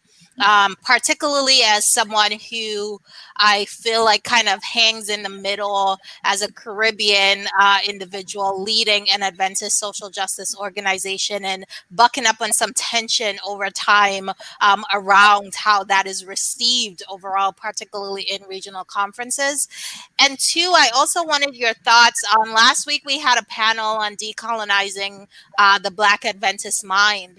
And Minister Ronnie Vanderhorst raised this concept of sovereignty and talked about the only solution from his perspective for regional conferences at this point is sovereignty, is like Pastor Colasar is talking about creating an entirely new framework that is run, operated by our people for our people. And so I'm curious as to your thoughts around if you believe that sovereignty is the next step for regional conferences. Was that to me? Yes. Well, sovereignty is a cute word. The only problem I have with that is when you decide to have that kind of fight, because we had the Black Union movement back in the late 1970s. And if we go down that road, the only people that are going to die in that battle are going to be Black people, because to most of us, is going to feel like resegregation. And our people will fight us on that. I remember the union president asking me one time when we were putting establishing the Office for Regional Conference Ministry in Huntsville back in the 90s. He was concerned that it was the first step toward a Black union. And I told him I had no interest in fighting for a Black union, because the only people that were going to die in that battle would be my brothers and sisters, and the white people would be sitting up on a hill watching us kill one another. We don't have to go far to have this discussion. You can't go 26 steps in any direction and not run into somebody from the Caribbean. We've got pastors, a fair amount of Caribbean pastors in our conferences, in our churches, everywhere. Just start having the discussion. It doesn't have to be some big grand meeting, but even in your own church, to begin to have that kind of conversation in your own church will get the ball rolling. And I heard you young people talk about Adventists teaching Black history. There's no excuse for us to have colleges and universities and magazines and telecasts, and we can't create our own curriculum to teach our own history. Come on. What are we doing?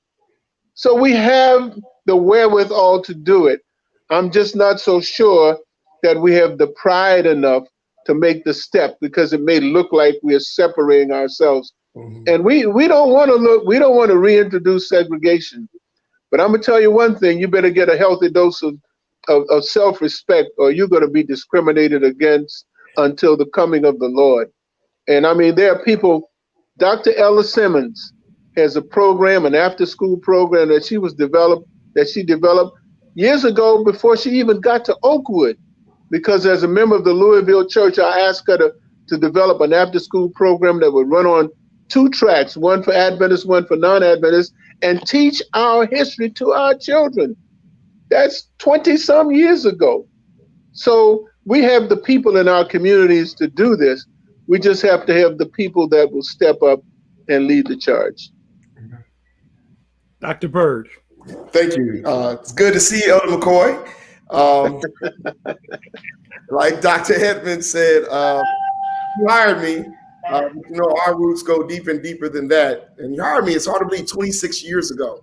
I appreciate the discussion and the conversation today. I just want to say this. Thank you, Dr.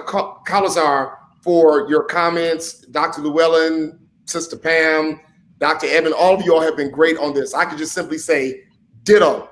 I think one of the challenges we have made integration synonymous with assimilation, and the two are different. We have a whole discussion on that, but that's a problem. We have equated integration with assimilation, and they're two different things. There's so much I could talk about, but I want to get into you personally, Elder McCoy, if I may. I remember you and we were in the General Conference building. And we were walking together to a meeting, and someone stopped you and said, "Here is the troubler of Israel." And they clearly weren't talking about me, so they had to be talking about you. The troubler of Israel was walking in, and I was proud. I saw that as a badge of honor, that I was walking with, if you will, the troubler of Israel. You went through a lot of blood, sweat, tears relative to the regional conference retirement plan, but we all are better because of it. And to Dr. Calazar's comments, thank you very much, given your background. Thank you for the courage just say what you said, because the reality is all minorities in the United States of America benefit because of Black America's struggle in the 60s. And that's in the church and that's outside of the church. All minorities benefit. So thank you for that, Dr. Khalasar. But Elder McCoy, you were referred to as the troubler of Israel. Take us, if you will, take our viewers in now with what you went through, what you felt. Did you feel betrayed by your own people? We all know it's lonely at the top. When you were championing a regional conference retirement plan. If you will, get a little human for us right now and let us know what you felt. What did you feel when people called you the trouble of Israel? What did you feel when people told you you're dividing the church? What is it that you felt, not just among the entire population, but also our people when you pursued the regional conference retirement plan? Well, it is a lonely road. It's a lonely journey. You have to be sure, first of all, that what you're doing is the right thing. You also have to be sure your family is with you. When I decided to embark on this, I laid it out to my wife, and she said, "What is the worst that could happen to you?" I said, "Well, I could get fired." And she said, "Well, what are you going to do if you get fired?" I said, "Well, education was my mind. I was teaching school when they called me to the ministry. I'll just go back into the classroom." She said, "Well, hurry up. I want you to be a teacher anyway." So my point was, because the money was better. That's sister's mercenary, man. I don't understand. But anyway, and they use, one of the things that they used a lot was, you're going to split the church.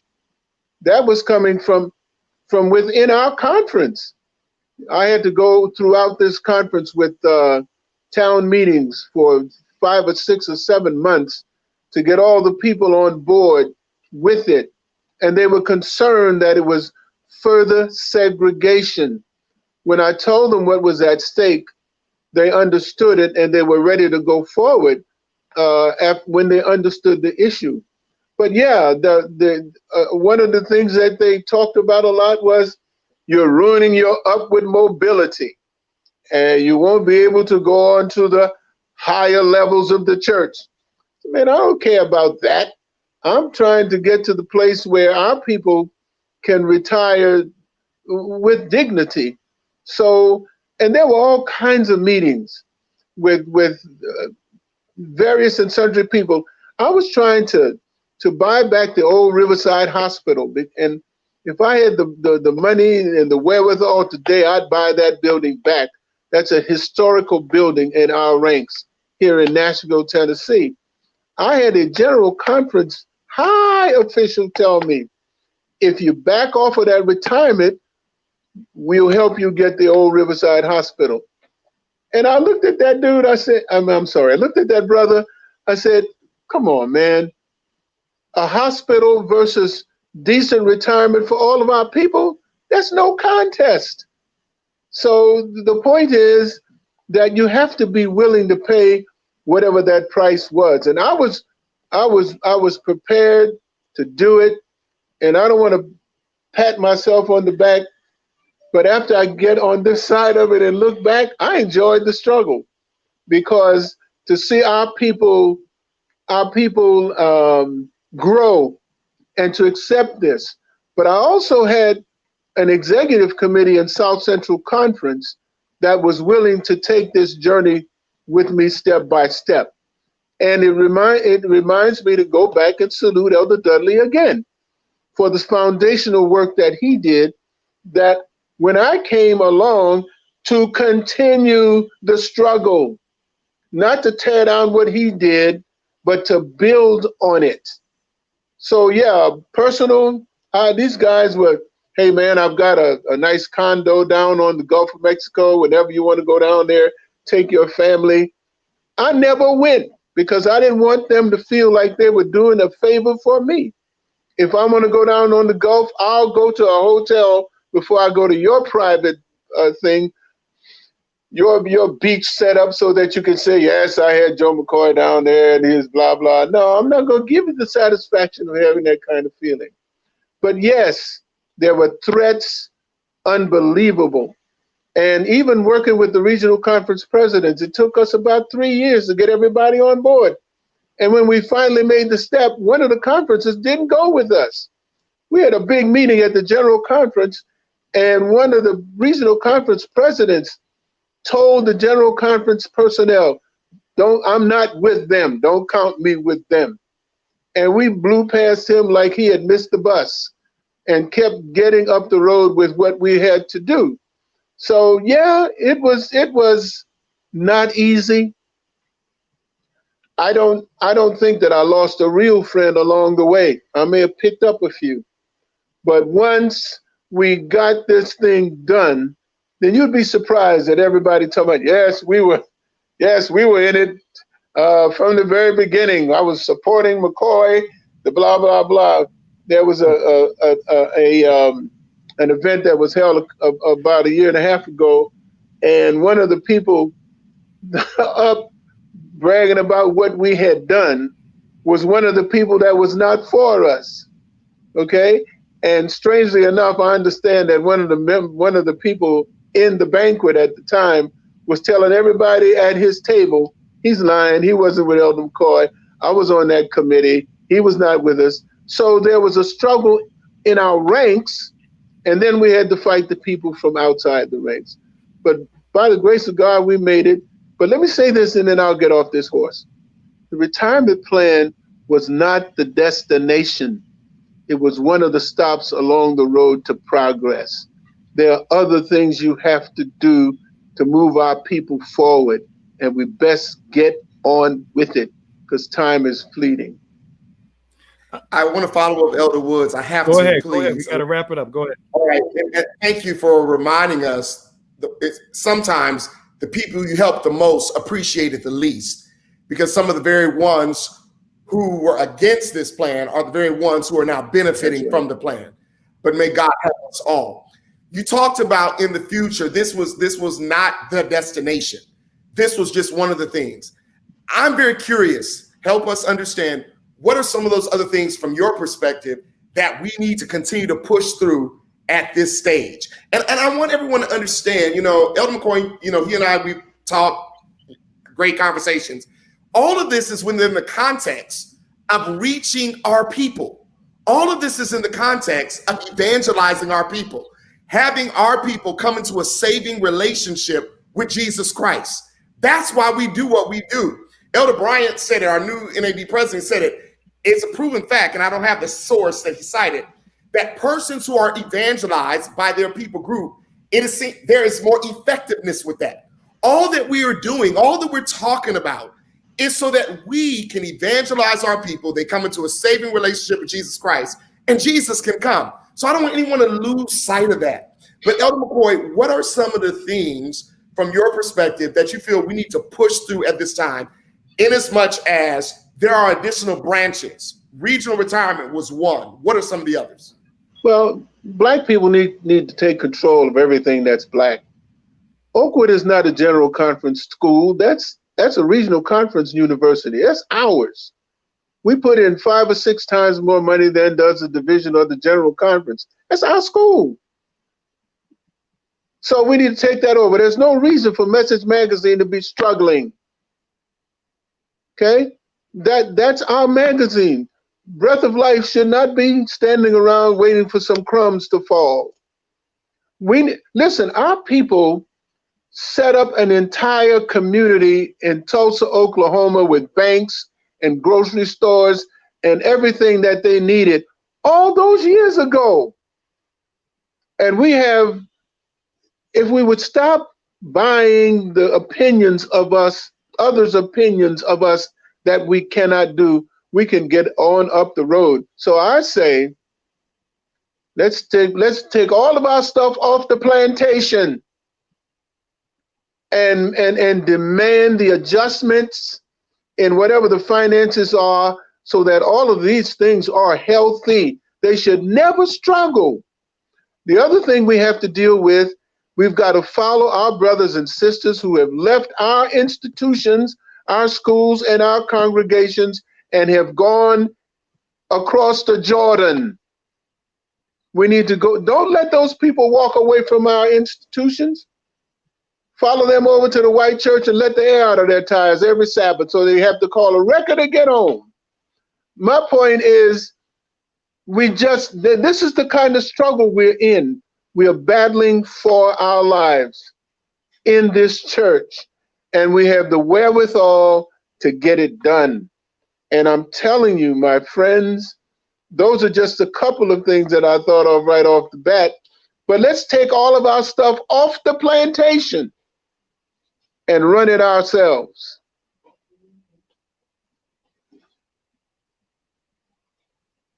Elder, before you go, we had a question from Isaac Palmer Sr. Who are the current leaders ready to pick up the task and take on the world church around some of the financial inequities that exist today? It's hard for me to say, in all honesty. If you're talking about leaders, I don't know which category. You know, you got these young rebels on this panel right now. You got Byrd and Edmonds and Colasar. These young men are serious. You've got William Cox is coming into the position that I'm in. He's coming in to take it over at the end of December. We have the people. We just need an agenda. And when the Black Caucus meets, instead of receiving reports, we need to come in there with an agenda that says we're going to do this and that and that. When we were establishing the office in Huntsville, every time we came together, that was the top of the agenda. Putting the retirement plan together, top of the agenda. When I was a youth director, whenever we came together, United Youth Congress was at the top of the agenda. We had to fight the North American Division and the General Conference to have the United Youth Congresses. Okay? So for us to get what we need, it's going to be a battle and a march. But somebody has to step out there and lead the troops. And I don't see whatever sovereignty, if sovereignty is a different kind of word for black unions and all, we have all the organizations that we need right now. We just need to stand up with an agenda and we'll get everything that we demand. So what we're hearing is we need an agenda. And that agenda should come from what entity in terms of making that happen and ensuring the engagement of not just millennials, Generation Z, but Generation X, baby boomers, what have you. What would be that group that could put us all together and ensure we're all equally respected and, how can I say, and heard to and listened? Well, wherever you are, begin the conversation. You know who the leaders are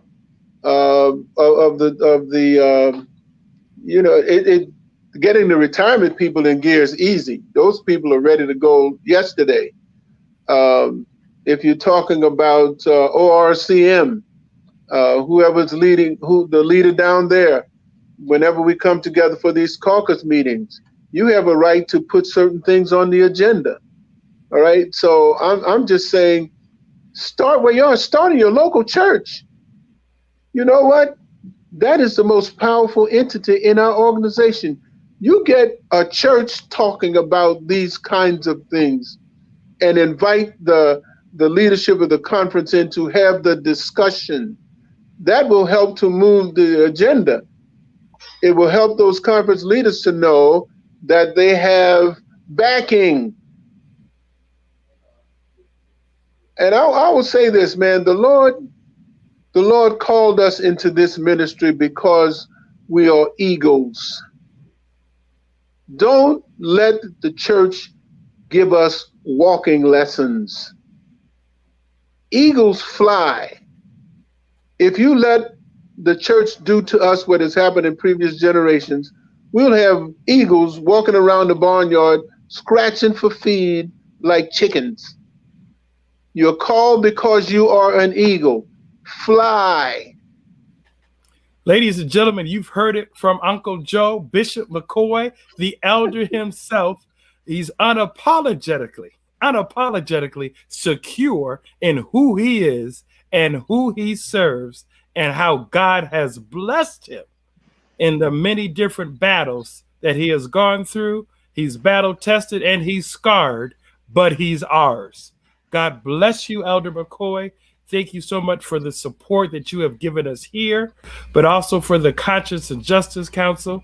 The affirmation and the advice has just been extraordinary in terms of the lives you touch and the difference that we can make when we speak with one voice and have an agenda instead of being all over the place. So thank you for that tidbit that you gave us today.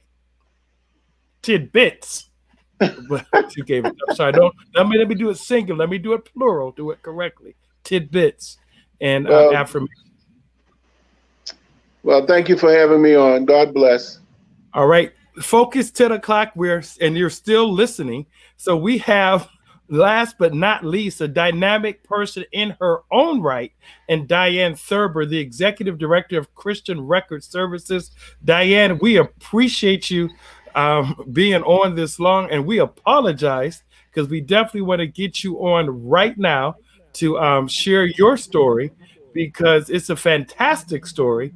Diane is first ours as it comes to Lake Region because she served in the communications department at Lake Union Conference. Her husband, as many of you know, is the president of Mid-American Union.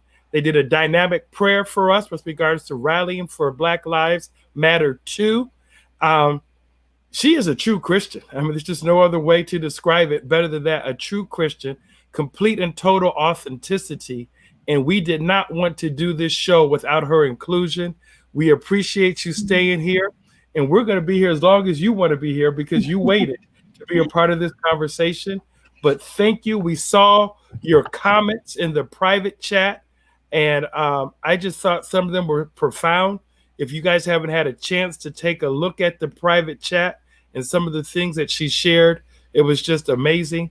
So without further ado, let's welcome a true mother, daughter, and sister of Israel, Diane Thurber. Thank you so much. I'm really honored to be here, and I've been blessed by the conversations. I'm on a journey to learn as much as I can, and I learned a lot tonight, so thank you. Just going to start just giving a little background about my journey. I grew up in the South, grew up in Spartanburg, South Carolina. I was raised in a God-fearing Adventist home, and parents that taught me early on that all are precious in God's sight. And with that foundation, I went away from my sheltered childhood to Mount Pisgah Academy in North Carolina to school. And, I anticipated that I would have new friends there. My sister was there the year before, and she had friends who were white, Hispanic, Black, Asian. So I anticipated I would have the same. So I arrived, went to the handshake my freshman year, and met a nice young man by the name of Michael. And we started chatting, "Where are you from?" And he said, "Well, I'm from Spartanburg, South Carolina." And I said, "No way, that's where I'm from. How come we don't know each other?" And he said, "Well, I live there." And I said, "How come you didn't go to my school?" And he said, "Well, I went to the high school in town." And I said, "Well, how come I never saw you at my church or your family?" And he said, "Well, we go to the other Adventist church." And I'm sure my face showed my surprise because that was the first time that I knew. This was, I grew up I was born in 61, so this is now mid-70s. That's the first time that I knew there was another Adventist church in town that was a Black regional church.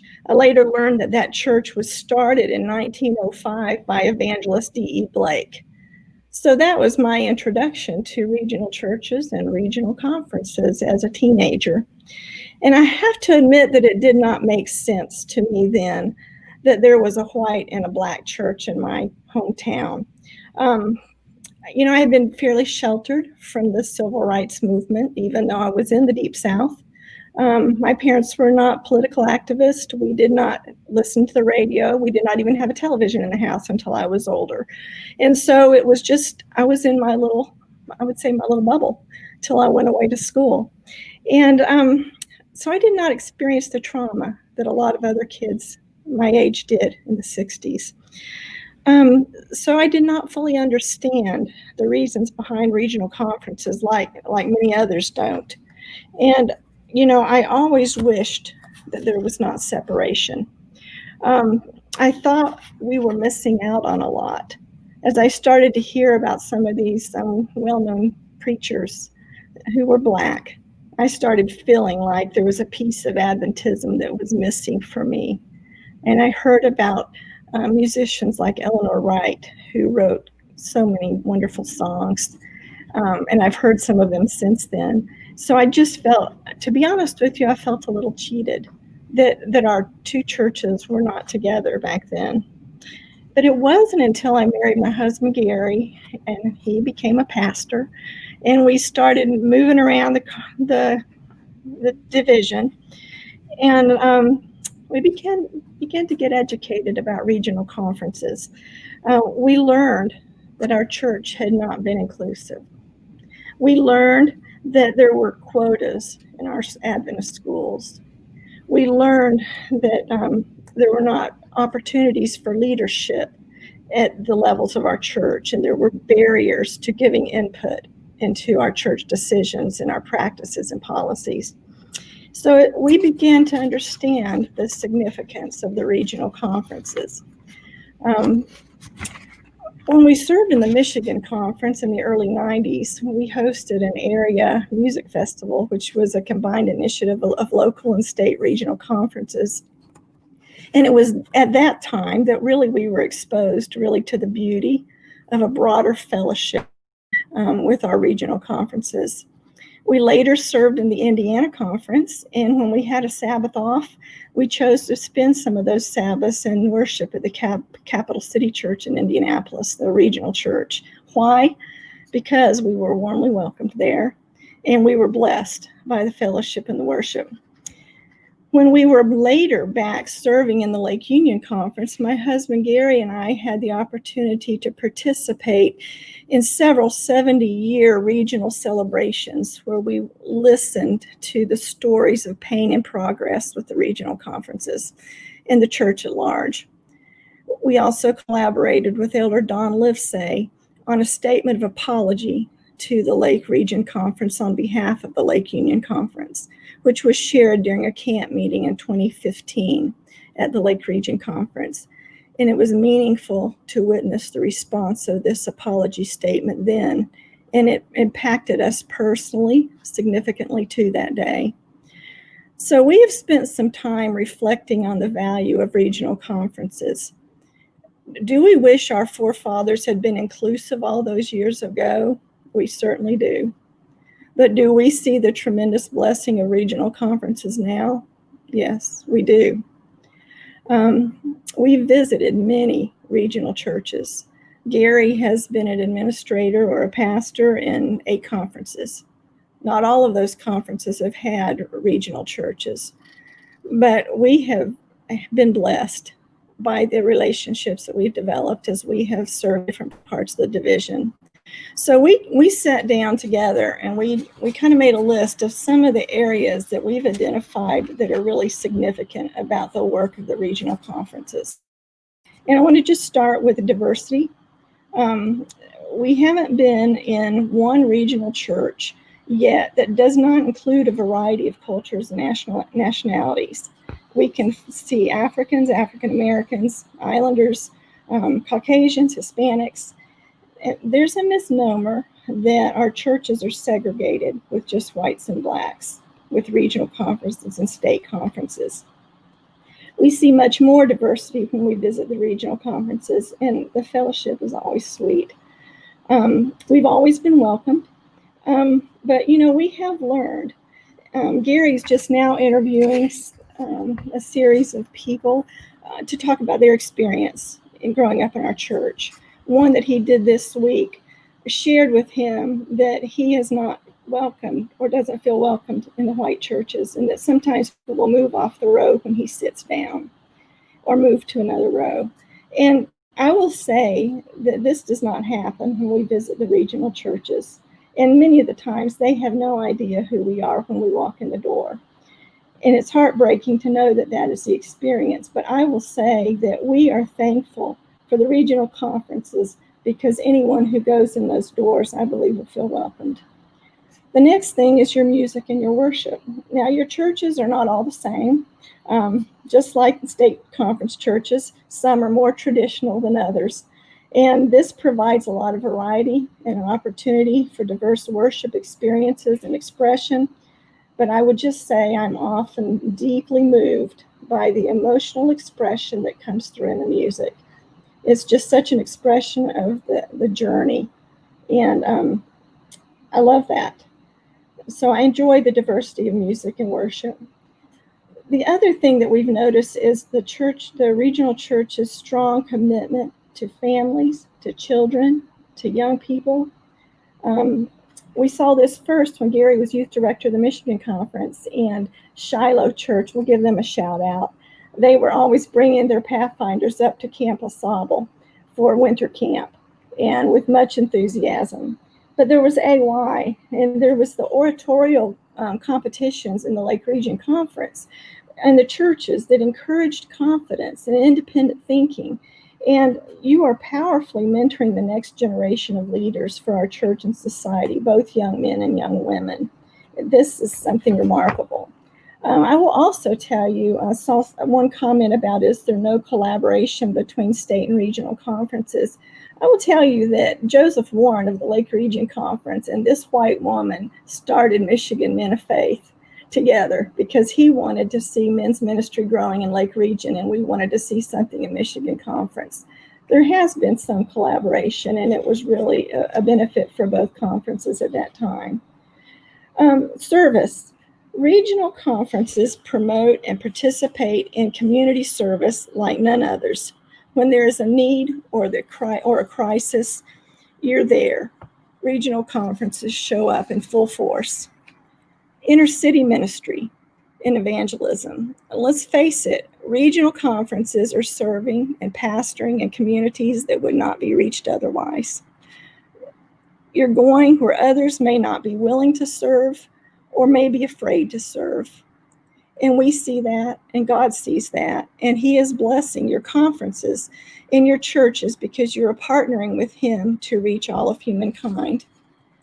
Public affairs and religious liberty. Regional conferences are engaged, and there's been a long history of educating members to recognize the need to speak truth to power. And we have witnessed Dr. Wood's leadership in this area for many years. And then there's the leadership. Regional conferences give opportunity for there to be a stronger representation at every level of the church to ensure policy and practices are considered and voted to benefit everyone regardless of color. Now, I know there's room to grow in this area, but because of regional conferences, there's more of a possibility that this can happen. And our church as a whole benefits greatly from this intentional focus and the input of the regional conferences. There's been some discussion tonight, too, about education needed, not only to educate the white churches, but also our students in our schools. And I just want to share with you that my husband, Gary Thurber, who's Mid-America Union president, has put in an official request to the North American Division Administration, and this followed the murder of George Floyd. And he put in a request for the narrative of our Adventist history to be rewritten to include an accurate chronology of regional conference work, how it got started, how it was developed. If you've been to the North American Division, you can see that they have a history of our health ministry in the lobby and along one of the walls. We need that type of history representation in our North American Division too, that includes our Adventist history, including regional conferences. Gary and I will continue to support regional conferences as together we strive to accomplish the mission that God has given us all to do. And I just want to encourage you to celebrate all that God is doing through the regional conferences, because He's doing a lot and you're doing a lot. Dr. Woods also asked me to speak briefly too about my journey after George Floyd. You know, just to summarize a little bit, I believe that God impressed me to stand up and to speak out after George Floyd was murdered. I was aware of other atrocities, but with this one, I felt I could no longer be silent. It affected me to my core. And as I watched a lack of mercy, demonstrated for nearly 9 minutes until his life ended. I just couldn't be quiet any longer. And I saw too much pain in our church, our community, among my friends. And so I prayed about it. And, to be honest, I felt compelled, but I wrestled with speaking out about racism and injustice because I knew it would not be an easy journey. I knew that because of our positions and leadership in the church, adding my voice may not be appreciated by all. And I weighed how it would impact the ministry that God has given me to lead with the blind. But Gary and I both felt convicted to speak out. And by doing so, we recognized that our lives would be changed forever. And they have been.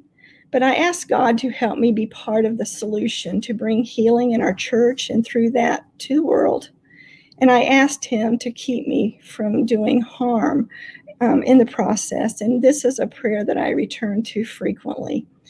So I've used my platform on Facebook and in public and private conversations to raise awareness, to elevate people of color, to speak against injustice and inequity, and to point to our wonderful God who loves you and me more deeply than we'll ever understand on this earth.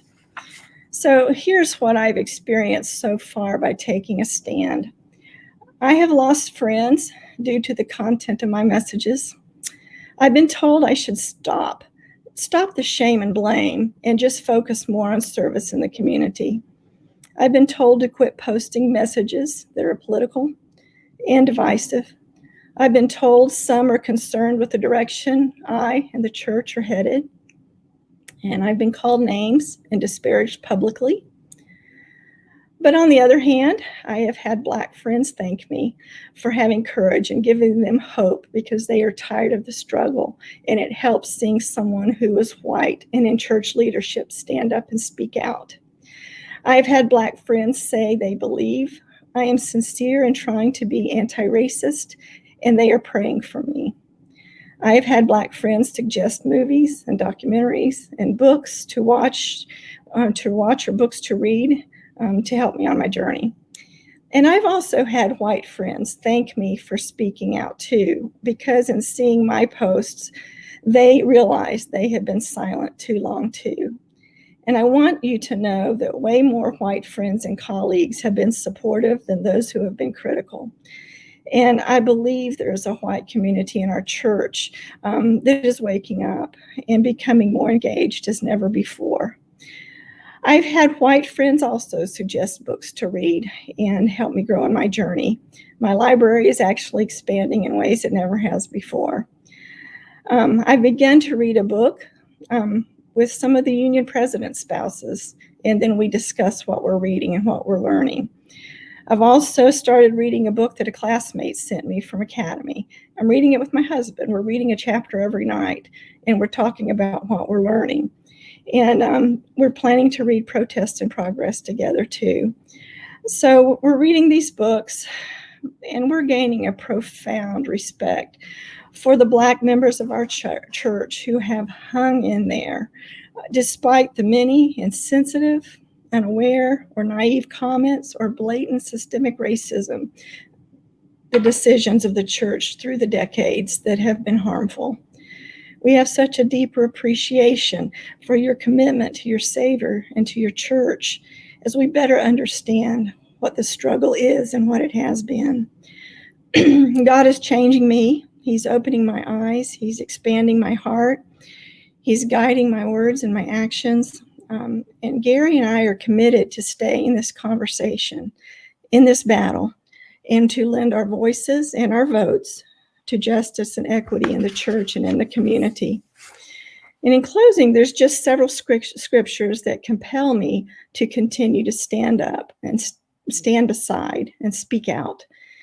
First is Micah 6:8. He has shown you, O mankind, what is good. And what does the Lord require of thee? But to act justly, to love mercy, and to walk humbly with your God. Luke 4:18. The Spirit of the Lord is upon me, for he has anointed me to bring good news to the poor. He has sent me to proclaim that captives will be released, that the blind will see, that the oppressed will be set free. And finally, 1 John 2:6. If we say we are his, we must follow the example of Christ. So I'm on a journey. I'm learning how to be a better reflector of his love. I'm grateful that I'm living in grace, and I pray he continues to direct my path. And I just want to thank you for this opportunity to share my thoughts today, to be part of this discussion, and happy to talk with anyone else who wants to dialogue with me on this journey. Thank you. Well, Diane Thurber, what a powerful testimony. I don't know if there's much to say. You pretty much laid it out. You shared your story. You were very clear. You were very open. You were very transparent. I felt you, sister. I felt the authenticity. It's not just knowing you and your husband from your service here in Lake Union, but just, you speak for yourself. I don't feel like I could do any justice by adding anything to what you said, but saying thank you for coming on the program. Thank you for being so open and transparent. Thank you for being so candid. Thank you. The comments just came up. Sincerity. From across the country, I'm reading them. They're praying for you. They're acknowledging your Carolina roots. They're giving you thumbs up. They're identifying with you. So, I'm gonna turn it over to the panelists because I have no questions. You nailed it. You were yourself. Dr. Colasar and Dr. Tiffany, I know you have to go, so let me start off with the two of you, and then I'll finish up with Sister Pam and Dr. Bird. Yeah. So if you don't mind, Tiffany, I'd like to give you the last word if you appreciate it. But Sister Thurber, thank you for your work and within the white community and for bringing awareness. And your allyship is greatly appreciated because that's what we need going forward is the education, not just for ourselves, but for others as well, to understand the plight that we have within this church. And I want to say this before I have to leave. I think a path going forward is we need to deploy our women within the church. They are an oppressed group within an oppressed group. And I believe that their stories, their experiences, I believe they even understand what may be the direction that we need to go. We need to open up the doors and build the platforms for them to speak. I want to applaud Dr. Tiffany Llewellyn with starting Adventist for Social Justice all on her own and putting together a team and still going. I think, what is it, good, like 4 or 5 years now, or how long has it been? I'm sure you'll be able to testify to that. But just that platform, that to see what our millennials, our young adults are doing, I think they need to be a part of the conversation, but primarily women before Dr. Llewellyn, women in our church who were told they could not be pastors, but they have to be Bible workers, who were subjugated to just being ushers and deaconesses because they didn't bring value. We need to hear their stories too. And we need to deploy them and allow them to share their platform. So I'm encouraged by what I heard today. I'm encouraged by the work that Pastor Bird has done. I'm encouraged by the work by Sister Daly in education, and obviously you, Woody, with bringing public affairs, adding public affairs to religious liberty. Like we've left the PA off of the RL. So I thank you for this and for this platform. And we just got to keep on working. We know that sin will continue to exist, but we have to call sin by its name and not just be ambiguous about it, and to call it out, fix it, because the way things are right now do not have to be like this. There are things that we can fix. There are things that God is empowering us that we can fix. We don't have to exist within segregation and within racism and all the things that we are seeing here to say, oh, these things must happen. They don't have to. We can fix that. We're God's representatives. We can fix it. And so those are my Dr. J.B. Colasar, thank you for being with us this evening. Please give my regards to your family, and I'll pick up because I'm going to call you soon. Dr. Tiffany, thank you for sticking with us. I know your schedule is tight as well, but go ahead. We'll give you some comments at this time.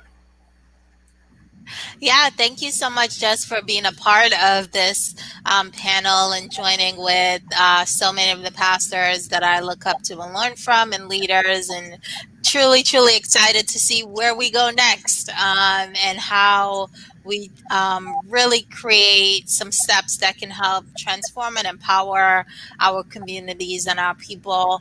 To Sister Thurber, thank you so much for all that you shared. I know at Adventist for Social Justice, it's complicated and complex figuring out how do we truly engage our white brothers and sisters in this work. And we really do see it as salvific and being intentional about racism being a sin, superiority being a sin. And so, the work that you are doing is salvific work. It is sacred work, because if we are not directly addressing the core of these issues, then we are not doing God's work even to our own brothers and sisters within the faith. And so I certainly applaud the work that you are doing. And I am just excited to be a part of where we all go next and how we continue to work together to ensure that our communities experience true liberation and empowerment and healing that is necessary. So, Dr. Tiffany, thank you so much. And we look forward to your participation next month at the Conscience and Justice virtual convention, where you will be hosting, moderating the show. We have the mic, Social Justice from the Lens of Millennials and Generation Z. We can't wait to engage with you again. Thank you, Dr. I can't wait. See you all then. Right. God bless you. Sister Pam. I am so glad to hear Sister Thurber's comments and to appreciate her heartfelt story. My children happened to grow up in a situation like you were, and they were with their friends living here in Illinois Conference and not being able to fellowship with them. One was in Illinois, one was, them being in Lake Region. So I truly understand, what you felt, as growing up and witnessed it with my own children. And I'm just so glad to know that you're willing to step out and be courage to be able to be different, and not say that I'm going to continue to be like that. And so I really appreciate your story. Yeah, thank you. It's all for him,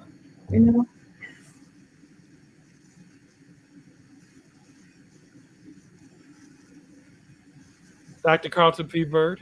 Thank you, Elder Woods. Sister Diane Thurber, thank you. Your authenticity, your sincerity, wonderful tonight. But more than that, thank you for sharing your heart. And in this movement, if we want to call it that, we're going to need you. And so I thank God that you, your husband, you have committed yourself to be a part of this movement. Praise be to God. Elder Woods, thank you so much for this conversation. As we are about to close, I just want to continue to encourage you. We used to sing a song in MB before it was called AY, right in the corner where you are, and you're using your platform as PARL Director for the Lake Region Conference to do just that. And I want to affirm you with that. My hope and prayer is that we continue conversation, but we move from conversation to execution and implementation. And so be it on the local church level, local conference level, union, division, and the world church, that we move from just talking about it to being about it. But, we have to start somewhere. So thank you for bright in the corner where you are. And when I think about implementation and execution, I'm going to go back to another MB song. It only takes a spark to get a fire going.